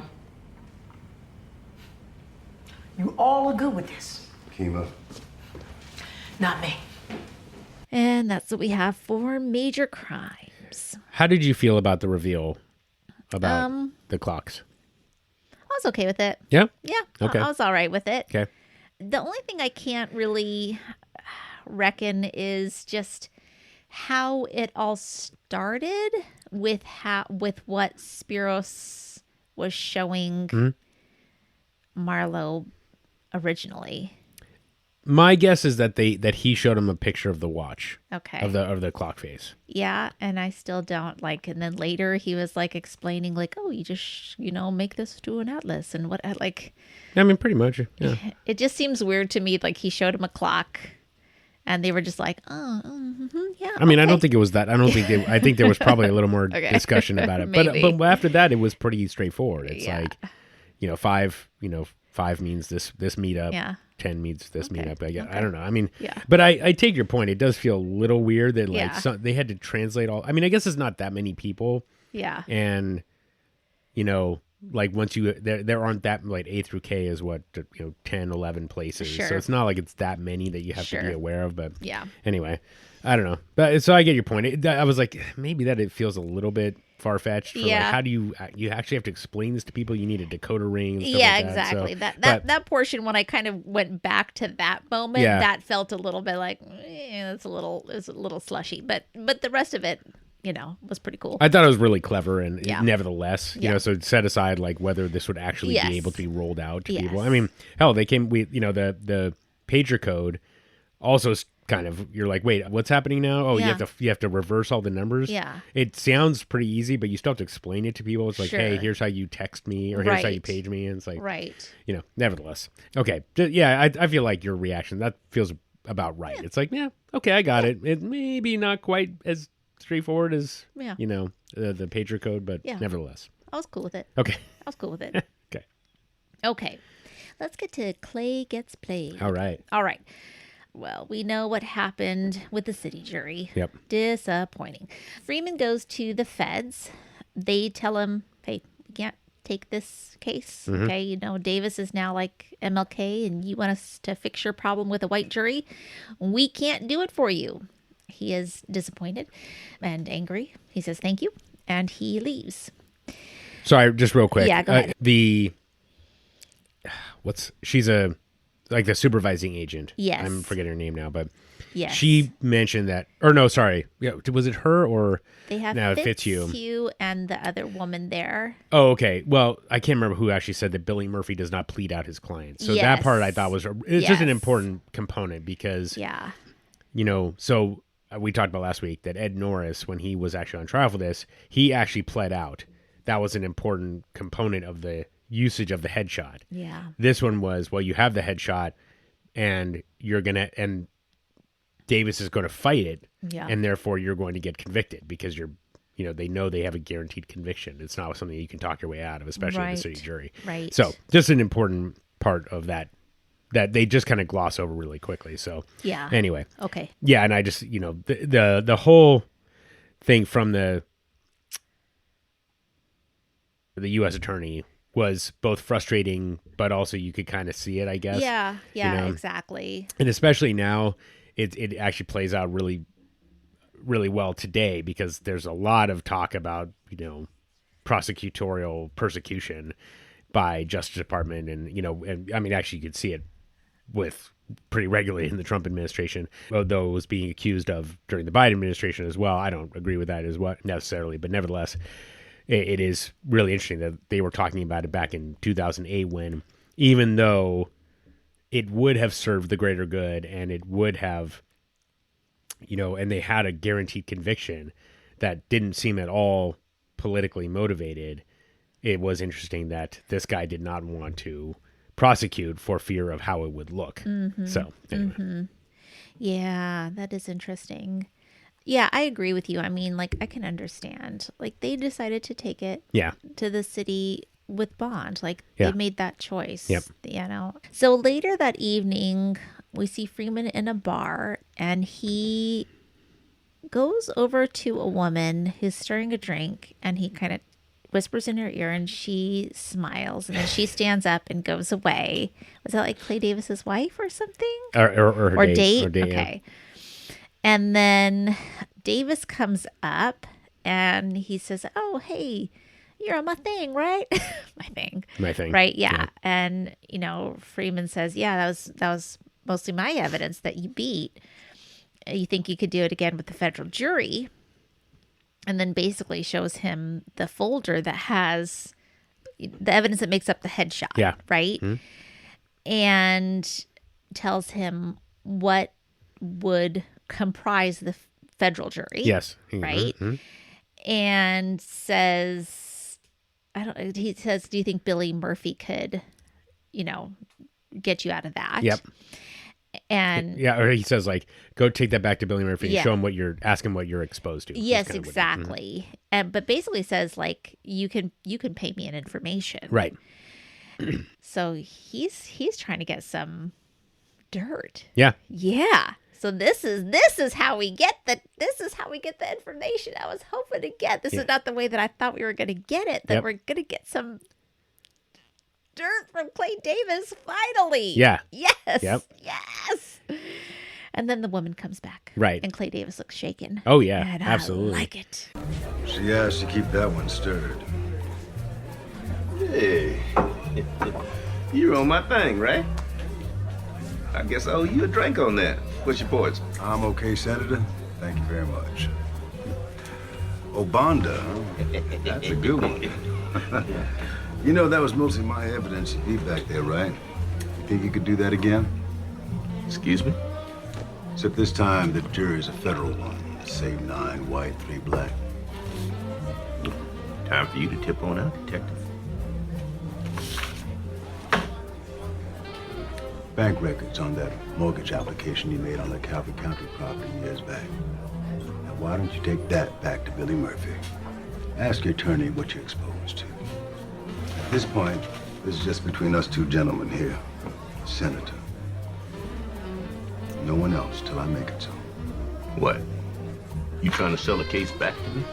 Motherfucker, if you don't get it. I don't get paid like that. I get paid when I come back up in here in a couple of nights' time with questions and you, sir, have answers. Or my next call will be to the U.S. Attorney's Office. And we will go again, but for real. You can keep that copy, ma'am. You know, yeah, and there's it is very satisfying, this whole so satisfying. And just to so sorry, do you have an idea about what information, like what he's going for or no? I mean, I'm hoping that he is, like, I don't know, getting something on Marlo Stanfield, some way of getting some information on his assets or anything like that. I mean, Clay Davis has done deals with all of these guys. So that would be my best guess. Okay. Yeah. I mean, we haven't seen Davis and Marlo together. I haven't seen Marlo, yeah. Yeah. Okay. I'm trying to think if we have any inklings. I guess we don't actually. I don't have any inklings. Let me think on it because I'll have to dig deep. It was a couple episodes ago when they first talked about the headshot and basically talking about Davis, the leverage on Davis and taking it federal so that he would then essentially, turn states and turn states evidence, right? Okay. So, but I guess now that I think about it, I know where it's going. So I don't know that, but I don't know that. Away. No, but I don't know that we haven't have that background before. So in any case, so then just to back up, first of all, Lester Freamon, I don't know what he said to the woman, but my God, I was like, I know, just the like way she just said, smiled, and then he smiles as she walks off, and then it just like the absolute verbal beatdown he gives Clay Davis. Yes. And he just my God, I love it. he Davis is like, I excuse me, time for you, and he just says, yes, you trying to get paid, and Freeman just goes, I don't get paid that way. Yes. Just, oh my God, he just shuts him down so fast. So good. So great. And then finally he like, says, and we will go again. And then he walks off and he says, ma'am, to the woman as she comes back. God, that guy's all class. It's so great. Is. So just of everybody that you want. This is the showdown that you want. It's so great. So I really do enjoy that. So. Yeah, I'm just trying to think like where there's crossover between Davis and Marlo. Like there would be crossover maybe with Prop Joe, maybe with. I have to think about that. Well, I'll tell you, the only connection that I can see historically is they both. So Levy is Marlo's lawyer. Yeah, exactly. And Levy was with Avon. Yeah. In that club. Right. When they were talking about whatever. Yeah, that's. Oh, and Levy was Avon's lawyer. Yes. Sorry. Avon's lawyer, but also was with Davis at the same time at that meeting. Yep. So, and I don't know that we saw them together otherwise, but there you go. So that's the connection, I guess, that I can see. So we shall see. We shall see. Yeah, but God, suck on it, Clay Davis. Suck on it. Okay, sorry. Let's move on. Okay. So I am now moving into Dukie Be A-Rabbin. Okay. Dukie is kicking a can down the street. How about the visual metaphor of that? That is a metaphor, all right. Yeah. He is out looking for work. He comes into a shoe store and runs into Poot. Yep. He lies about being 18. Right. And Poot is not falling for it. He's told he's too young, but Poot does recognize him. Tells him, I'm here because I got tired of banging, and tells him, look, you're going to have to stick to street life for now and wait till you turn 18, I guess. And Dukie leaves the store, kicks a can down the street again. Yep. He tries some different places. This is actually interspersed with Sidner and the team following Marlo. Right. We see Dukie going to different stores. And finally, he comes around a corner and helps a junk man load an old fridge, and then gets the promise of pay if he comes on and continues assisting. And then by the end of the day, he's got a new hustle and even gets offered more work.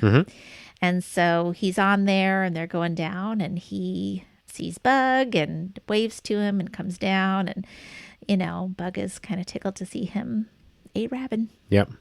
So I like it. He looks proud and kind of excited and doesn't seem to mind being a junk man. And I like it. Yeah. Yeah. No, I agree. It's good. Yeah, it is funny, or it's comforting to see him smile, just and feel like he's got work and, just proud of kind of having found that. Yeah. Yeah. And it all started because he was just willing to help a guy just that needed help. I know. So. I know. Good Dukie. Yep. Good kid. All right. Carcetti keeps selling his soul. Carcetti and his team figured out how to free up money for the police. They have cut other areas, such as snow removal, and hoping for global warming to make it happen.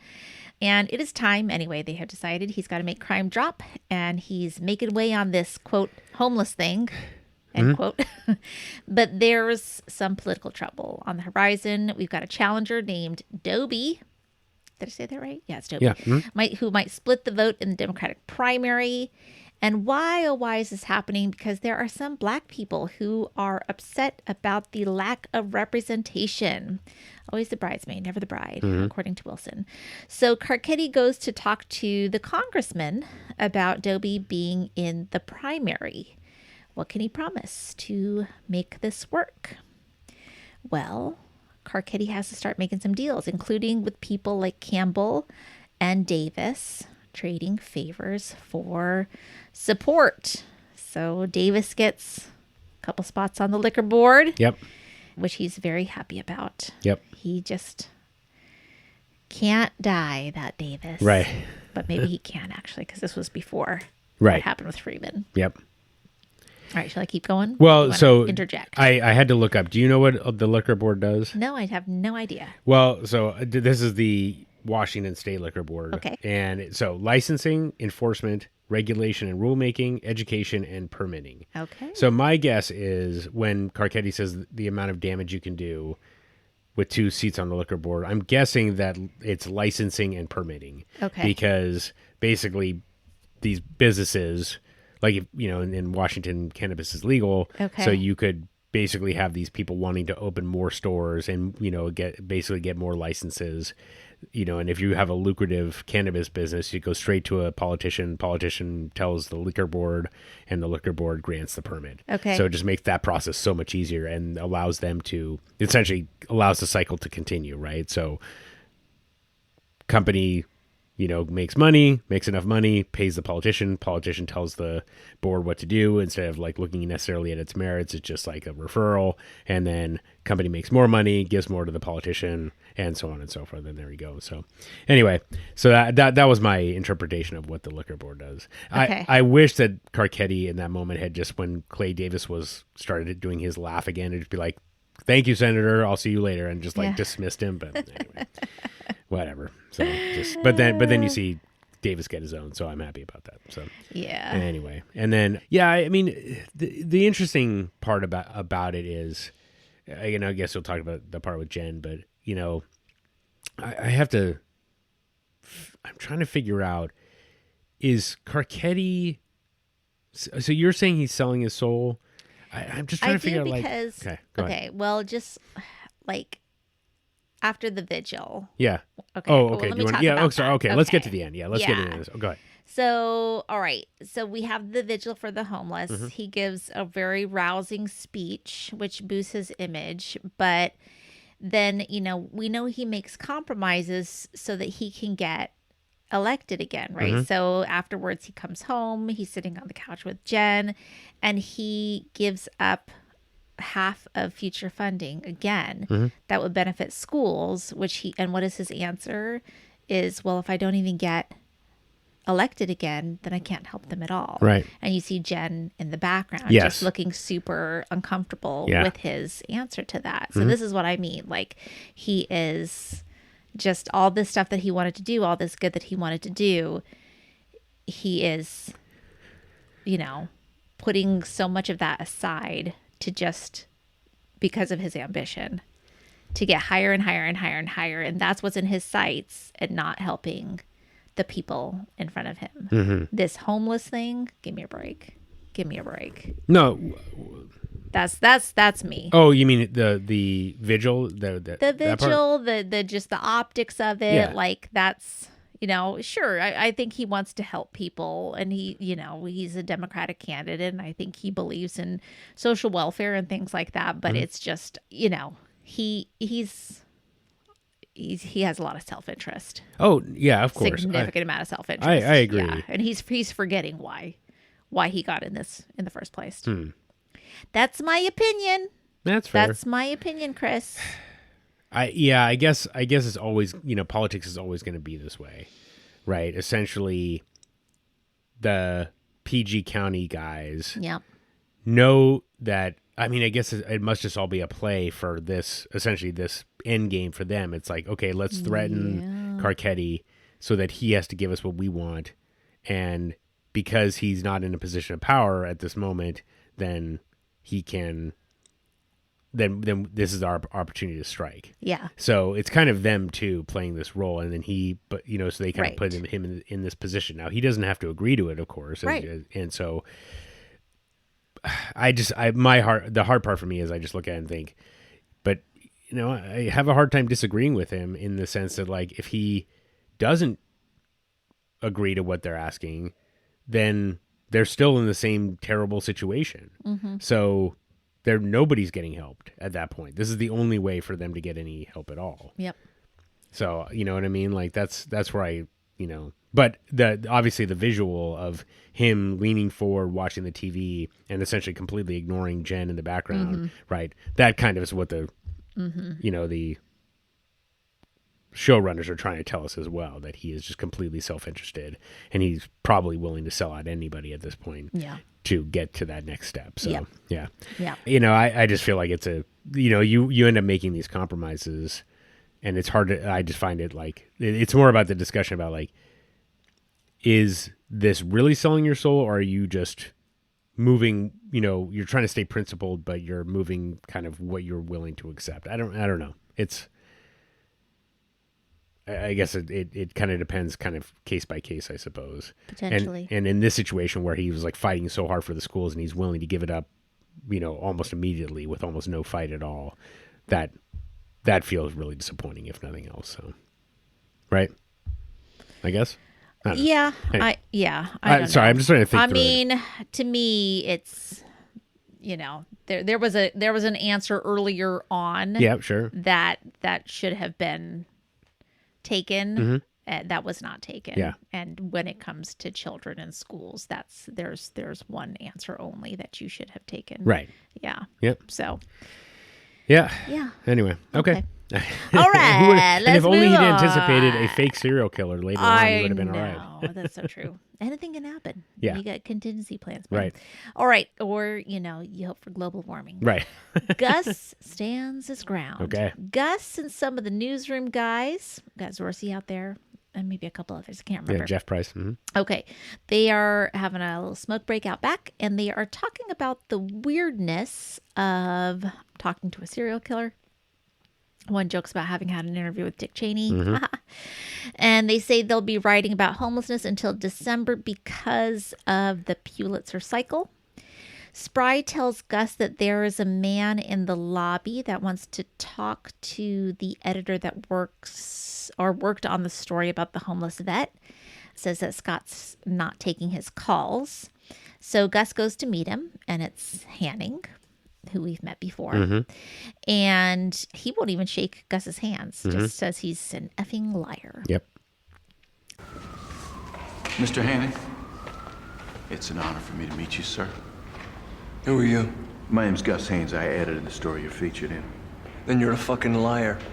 So we have a tense meeting with Hanning and Gus and Scott.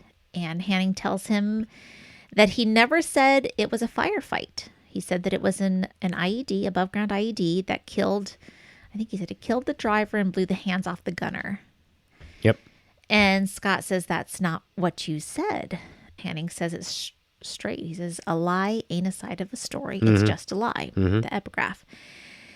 Gus asks, hey, Hanning, do you drink? He's like, well, it's kind of hard to live under a bridge and not drink. What a great line. I know. And he's like, well, maybe you were just kind of having, putting a little flourish on the story. That happens sometimes when we have a drink. And he's like, no, I was not. That's the story that I tell. Scott says, I believe that you believe that's the story you told, but with all due respect, I wrote what you told me. Hanning is still super duper mad. And he says, what if one of the guys that I served with sees that? He tells Gus, get him out of my face. So Gus tells Templeton, get out. Gus goes out there with him, tells him, all right, we're going to verify everything, and does warn him, look, if anything is wrong, we will print a correction. He goes back into the conference room, and when he does, Hanning says, we didn't have coffee. We had chocolate milk. Yeah. One of those moments, right? Yep. It's in my notes. I never said I was in a firefight. Not on that day. I'm sorry, but you did. I told you the lead vehicle took a hit from an elevated IED, killed the 50-gunner, and blew the hands off the driver. That's it. That's enough, man. Why you gonna make the rest of that shit up? I didn't make anything up. We sat there having coffee. Coffee? Having donuts and coffee, and you said... What'd I say? Can I finish? I don't know. I'm hearing about coffee and donuts. I'm not hearing... Can I finish? If you're not gonna let me tell my side of the story... A lie ain't a side of the story. It's just a lie. I don't have to listen to this. Okay, hey, Scott, let's just relax here. Both gentlemen, let's just step back here, please. Now, Mr. Henning, forgive me, but do you drink much? You think I fucking sleep under a bridge sober? Well, sometimes when I have a few, and I do like to have a few, I tend to be a little more descriptive in the telling of a tale. In fact... I know what it is to tell a story. I've told plenty in my time. But there's some things that happen, you don't ever fuck with them. Scott?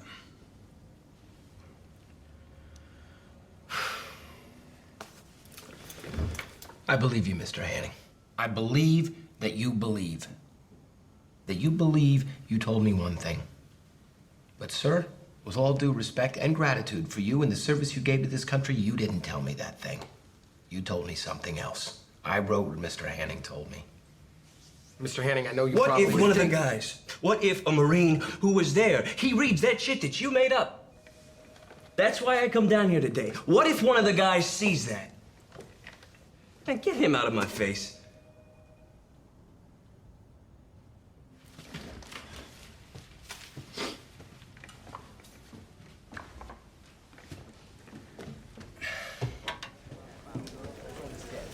Guy's just off. Off in general, off his meds, I don't know, but off.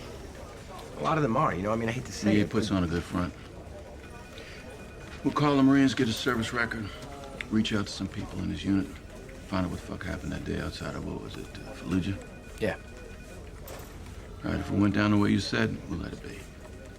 But if not, we'll chalk it up as a misunderstanding. If a misunderstanding or no, we will write a correction if what we printed wasn't accurate. He's an accurate guy. Right. That's what that means. Mhm. All right. Anything that you want to say before we move on? Oh yeah, I mean All right. this scene is where It's a great I scene. fucking hate Templeton. Yeah. This Oh is where my I God. wanted Templeton to get thrown out of the building, Yes. out the window. Yes, you Just- absolutely do. You just want to poke him in the eye with a pencil. Yeah, I mean, and what's great about it, you know, is just, you know, I could totally see, like, if it had been Klebanow in the meeting with, instead of Gus, Klebanow would have been buying all the shit that Templeton said. Yeah. It was like, you know, everything was in my notes, and you know, I believe you, that I believe that you believe, and all that shit. And Gus isn't buying any of it, Right. which I just really appreciate. And you know, and I just love that, like, you know, Terry's line just shuts it down immediately. So Yeah. like, it lies and is on the side of the story. I just, you know, it's great, and you know, you really feel bad for Terry in that moment, because you just realize it's not, you know, about all the things that matter to him. He's just,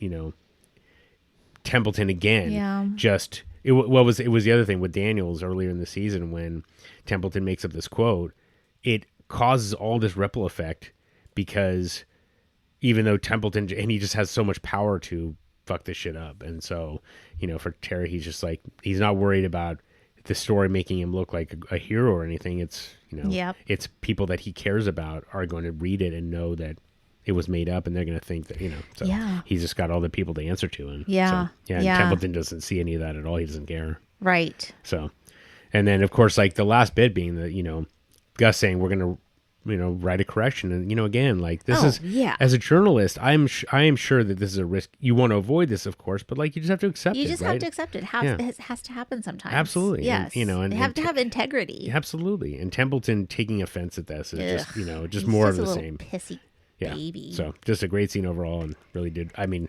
other than the fact that Templeton doesn't throw him out the window, it's a really good scene. Yeah. Okay. Let's see here. Gus talks to Fletcher Mhm. about his piece on homelessness and how he thought it was quite good. Yep. He has, you know, a part under the bridge, and I guess there was a moment when maybe the police came and fleshed him out. I can't quite remember. They came and warned them and Warned provided them. guidance. And stuff Okay, like that. okay, Yeah, yeah. yes. And he said, well, you know, I had a tour guide, which was Bubbles. Yep. And Gus encourages him to spend more time with him and see what comes of it, even though Bubbles is not homeless. Right. And then Gutierrez comes over and tells him about Omar's murder Yep. and fire. And Gus looks over everything that's going to go in that edition. And there's space for the fire, but there is no space for Omar's murder. Right. So that did not get into the paper. Yeah. It's good shit there. Oh, really? There was a real sense of place, especially under the Hanover Bridge when the police came up under there to give the warning. Drama in small moments like that. Truth is, I had a tour guide. Yeah? Yeah, a fella I met at a soup kitchen. Volunteered there, ex-addict. There's something about this guy. I mean, he's just... I don't know, the more he talked, the more I felt like it was him I really wanted to write about. Yeah. But he's not homeless, and I don't have any peg for him. Shit, I don't know what the story is. He's got a name? Reginald Cousins. Volunteers at the soup kitchen. What does he do for money? Sells the Baltimore Sun every morning out by Light Street. Shit, not exactly a growth industry, huh? He lives in his sister's basement. She'll take a plate down to him every now and then, but she won't let him come up the stairs. Spend some time with him. What about the neighborhood speed, the homeless coverage? You covered. Take a couple weeks, see what you see. All right? Later, Gus is going through a story, and he has, I think his name is Luxembourg. Yep. Okay.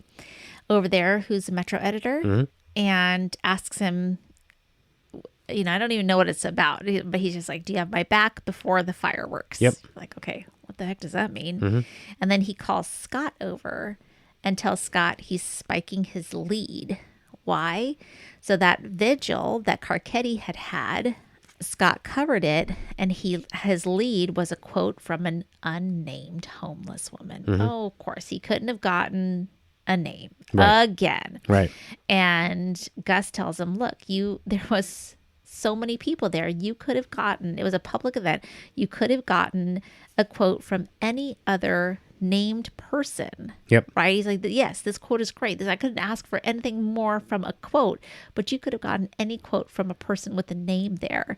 And Templeton gets defensive and he makes a scene, but Gus stands his ground. And then he goes over to his desk and he gets all pouty. And Klebino, comes over, and you can see him complain to his, whatever, the person that loves all his work. And then Klebino comes over, and it's just perfect because Gus set this up exactly how he wanted to and said, I know what our standards are here. This does not meet our standards. And he puts his jacket on and he gets the hell out of there. Yep.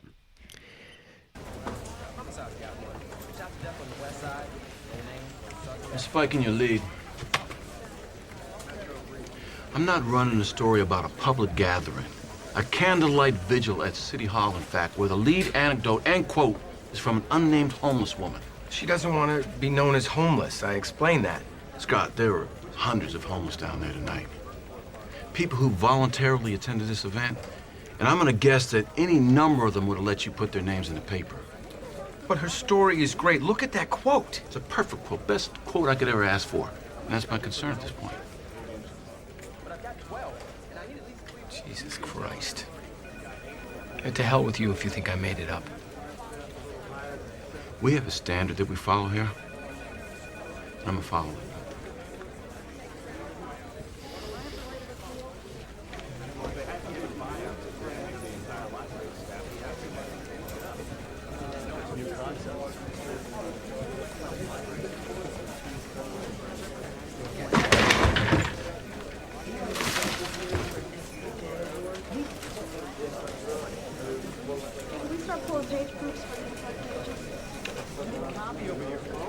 Here it comes, Gus.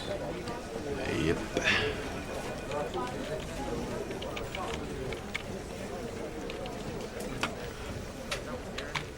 Gus, you're retopping Scott's vigil copy? I am.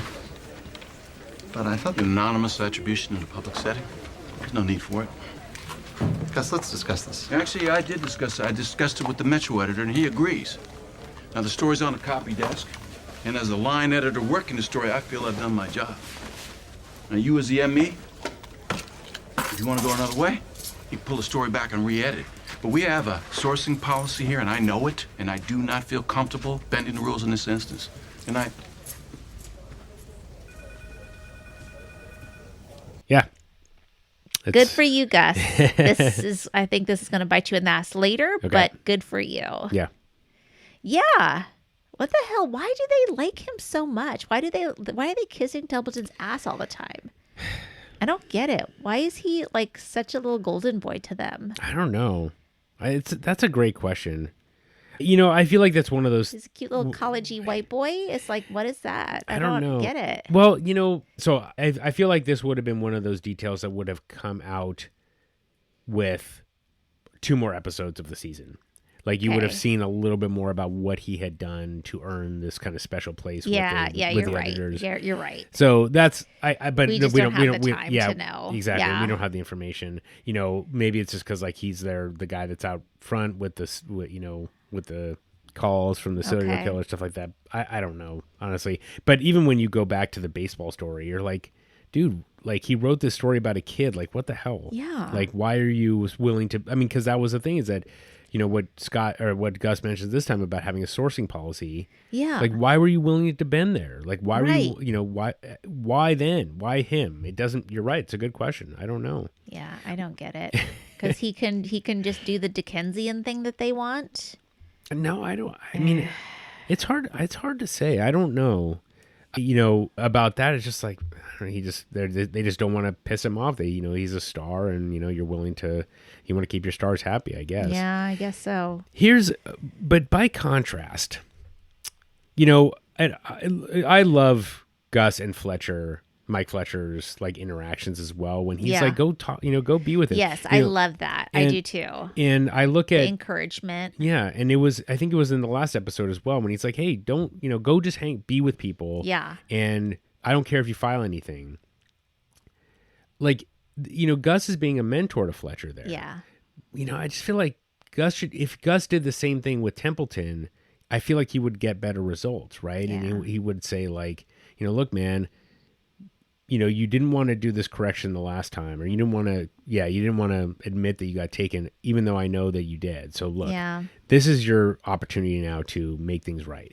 You have to like stand up and be willing to accept when you're wrong. Yep. You know what I mean? And just provide that mentorship to Templeton. Maybe Gus just doesn't like him very much, I suppose. Yeah. You know, it always feels with like good reason. You know, right? Yeah. You know, so he's been holding Templeton at arm's length, whereas like he's really allowing Fletcher to kind of like, you know, grow. And I don't know. I don't quite follow why he's got one or not the other. Where, you know, maybe it's just Klebanow and Whiting should be doing the mentoring for Templeton, maybe, or something like that. And Gus doesn't have time for it. I don't know. But in any case, the dichotomy between the two is to see him like helping Fletcher out, and you know, and I just really like the way that they're portraying him, of just like he sees Fletcher a story in Bubbles, and he's drawn to it, and he wants to keep digging and figure it out. And I think that obviously is what Templeton is missing. He could have gone around and talked to a bunch of people at the vigil and found probably a legit story with and a legit quote. Just freaking work. Just do your work. Yeah, just do your work. Job, man. Do your job. So anyway, sorry, I just went on a tangent, but it's just it's a fascinating dichotomy. Yeah. Shall I keep going? Yeah, sorry, okay. that's it. Okay. Oh, but that's it. Is that's that the all end? I have. Yeah, that's the end. Oh, okay. That's the end. I'm sorry. Okay. That's okay. Okay. Well, gosh. Okay. And that's the end. All right. Well, we can leave it there then. Sorry, but you know, just the last little funny thing then is, you know, I actually didn't like the way Gus handled it, only because he kind of went this middle route that I would have preferred. He picked one lane or another. So the first lane is sort of the more political one, which is like, Scott, we have a sourcing policy. I don't know why.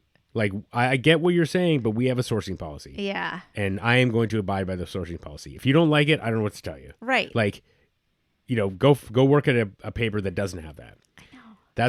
And they just be like, and you know, it's like, I'm sorry, Scott, what do you want me to do? Sourcing policy. Go talk. Go, I know. It's a policy. It just is crazy to me that the higher ups would not be the ones that would be pushing. Right. Well, that's the thing is that, right, which is the other way. So he comes in, Gus does, and says, I'm spiking your lead, and I basically say, I'm calling you a liar.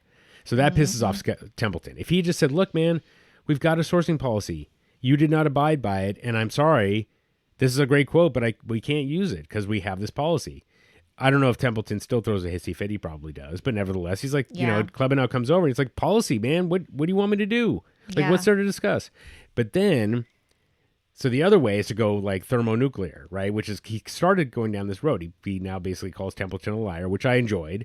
But then if Klebanow comes over, he's like, I just wish he'd given to him. Be like, Klebanow, what is our sourcing policy? Say it to me. Tell me what it is. Oh, well, you have to have a name. Oh, well, did Scott do that? No, he did not. What do you want to discuss? you want to discuss not having a policy? Yeah. Because then we could go that route and just absolutely laying into him. Instead, he just like walks off and leaves it there.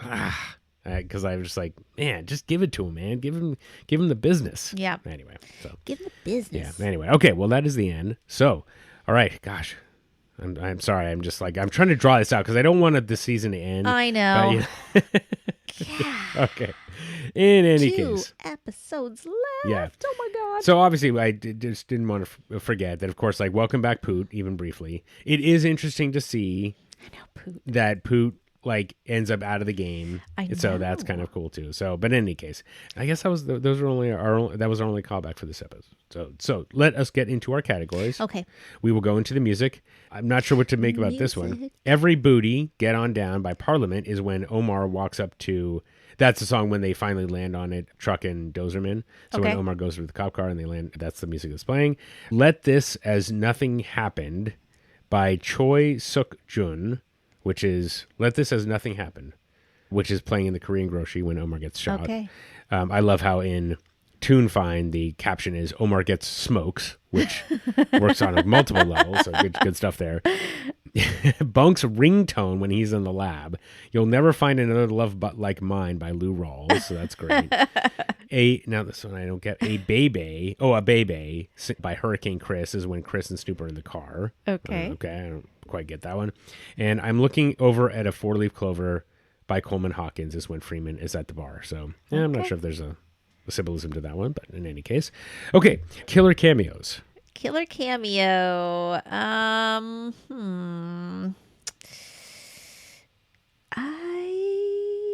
Who would be my killer cameo? Golly, I don't know. Oh well, the lady Clay's date. Boom. Yes, didn't have a name for her, but Lovely. yes, absolutely. She stirs a drink so well. Yes, indeed. It is amazing to see how much chemistry she had with Clark Peters just in that one moment. Right, So great, I know. Yeah. I'm gonna guess we probably see Dukie's A-Rabber again. Yes, we do. Yeah, so I guess that one won't work. Nope. The FBI director at Quantico. Boom. Joe. Fabulous. Joe Insco. Yes, very good. He's quite funny. Yep. Yeah, it's sorry. It is again one of those things where you play this guy and he's so tone deaf, and you're like, that is some good acting. It was really good. Just like he was like, sell some books, CSI, and he's like, you don't know. I just that is great stuff. Yeah. God, just you're like, dude, stop talking. Oh, yeah. Anyway. And then probably the Korean woman. Bingo. That's exactly. We share a brain. Amy Lee is who played that. So and so she was saying, "Don't shoot me." Well, in she Korean? was saying, "Don't shoot me" in English. Oh. Her Korean, she's like, it's so high pitched and warbly. I Yeah. think she was saying "dead," like he's Oh, really? dead, Oh, but okay. I couldn't really tell. Oh, okay. Yeah. Okay. Well, excellent stuff. All right. Well, let us get into our Mr. Nuggets life lessons. Yeah. What you got? Anything?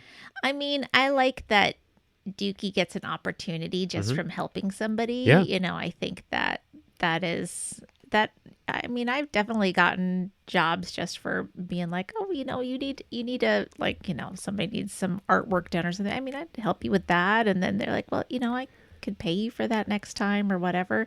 So yeah, I think when you can just pitch in and help somebody, you never know when an opportunity can come out of that. I mean, don't super duper put yourself out, but when you can. That's right. Yeah. Yeah. No, that's nice. Yeah. That fits exactly with the lesson that I got early on, which is like, you're at a job and you're like, the boss needs something done.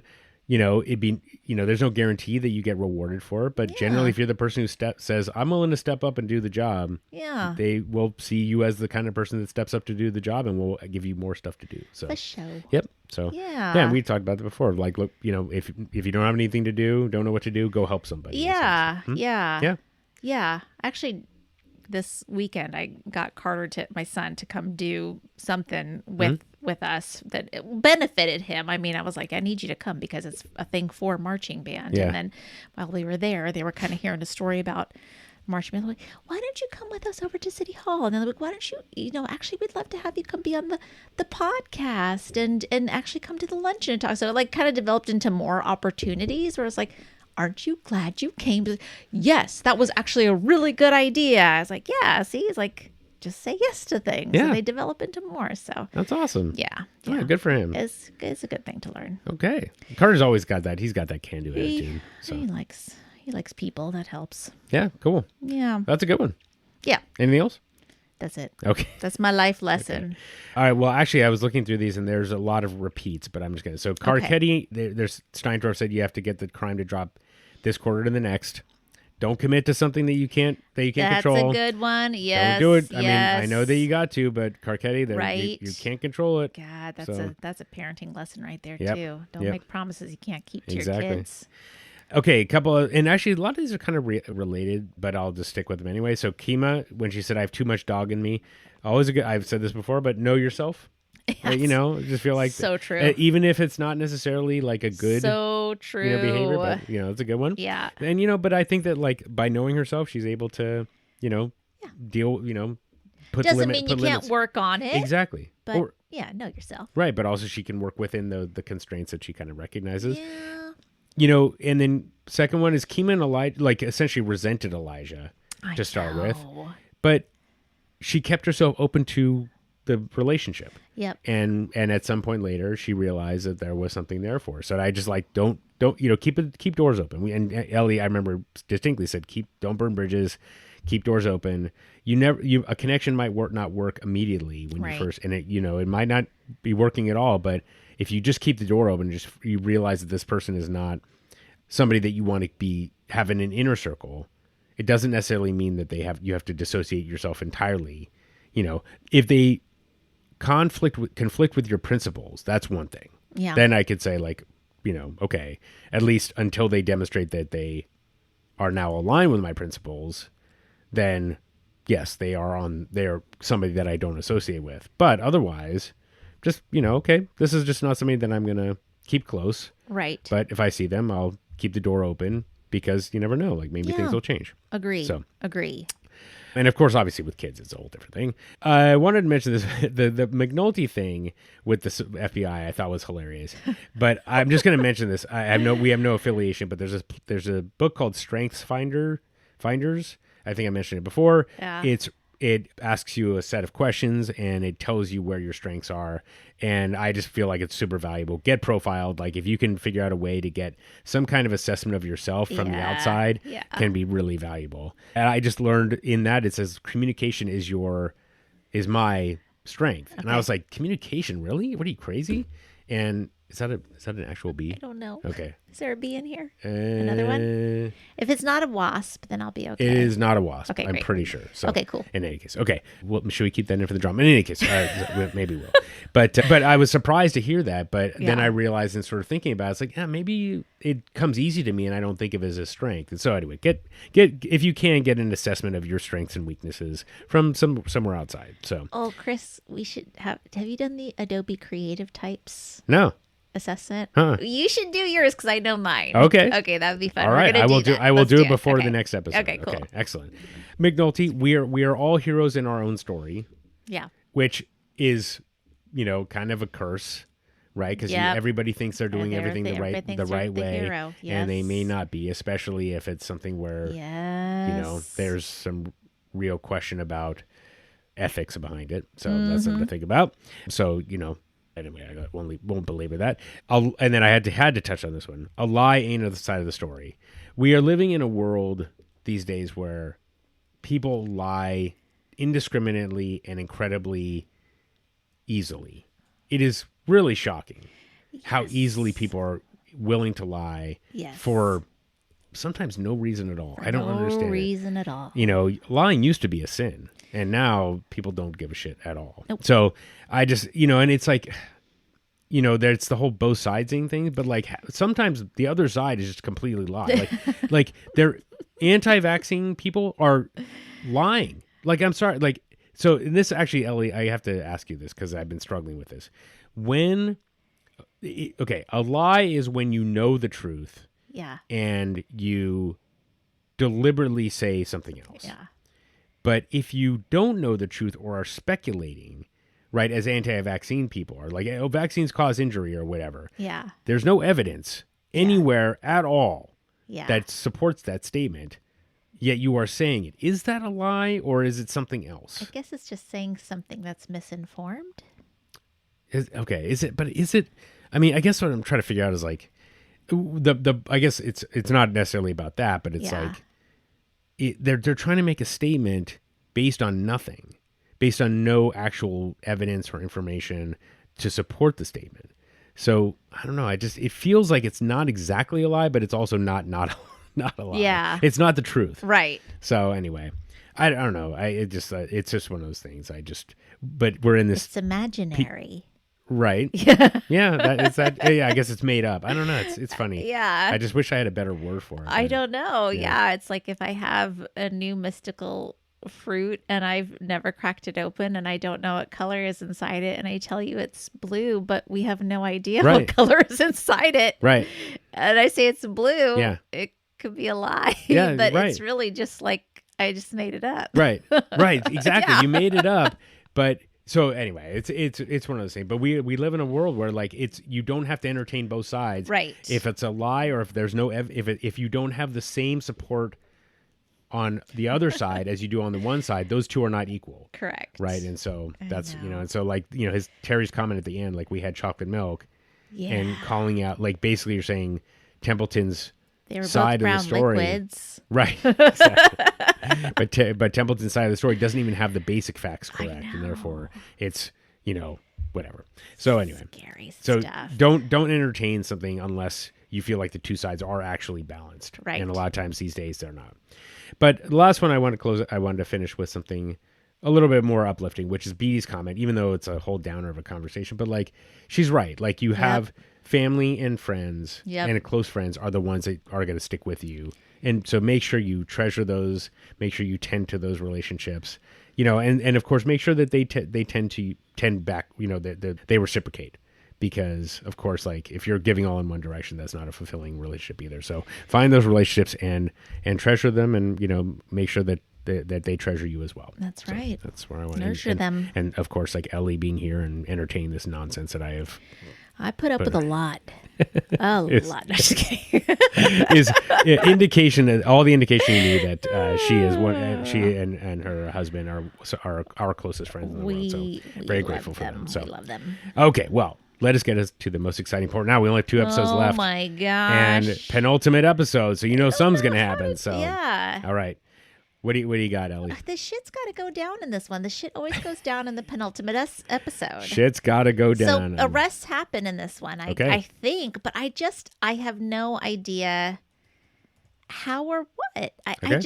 I'm so clueless here, Chris. I don't know because so now they know how there just haven't been enough episodes leading up. Like what the heck? They know how to find out, but I don't know what they're going to catch them doing. Mm-hmm. Are they going to catch them at a stash house?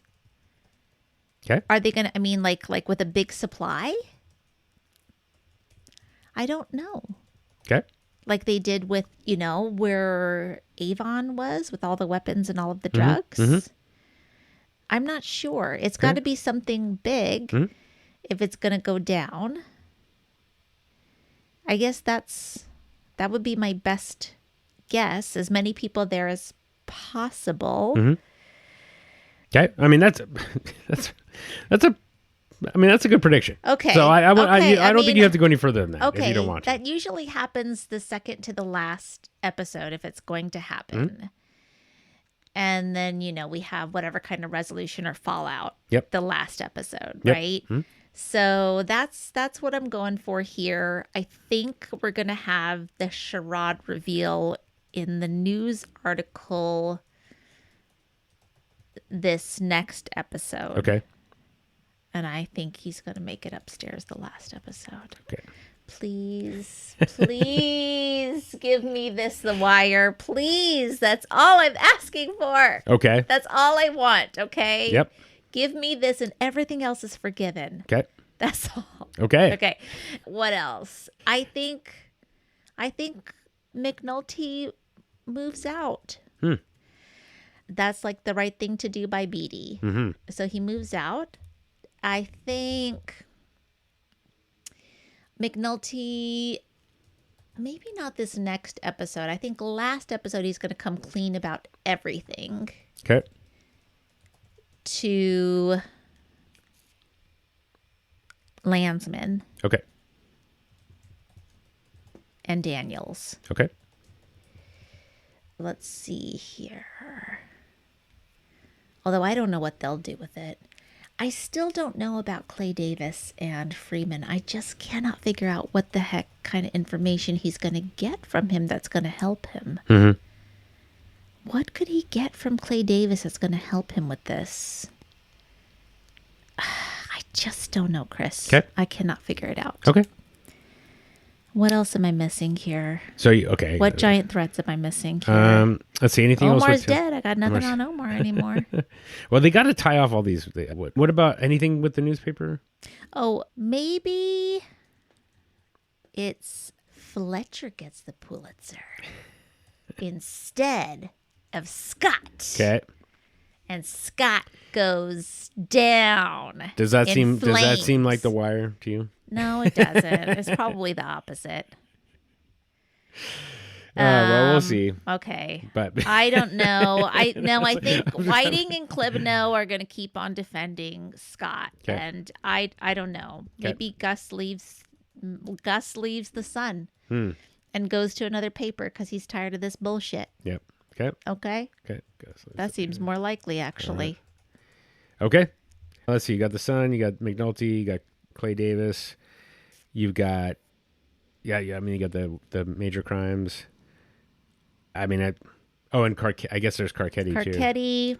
What else is there with Carcetti? Carcetti. Yeah, let's see. Well, I don't know where we are will we get to the Democratic primary by the end of this? He'll win the Democratic primary. I don't know I don't even know where we are in this election. I mean, cycle. he's not really running for governor yet. Okay. He's just kind of like starting. So I'll wave you off that. It's okay. Okay. It's more about he's still managing the city. Okay. At least for next episode. I think he does okay for now. Okay. He's staying afloat. Okay. Staying afloat. Okay. Is my prediction. Okay. Sounds good. Okay. He stays afloat. I guess that's about it. That's basically it. Okay. And you said Dukie. I guess, yeah. Oh, Dukie A-Rabbs. Right. Dukie A-Rabbs. Okay. Yeah. Wait a second. What is he gonna do? Is Michael gonna get arrested too? Shit, I didn't think about that. Okay. Oof, I don't know, Chris. Okay. I think Michael evades being arrested, but then I don't know what he's going to do for work. Maybe Michael has to go independent and Dukie A-Rabbs and stays with Michael. Okay. And Bug. Okay.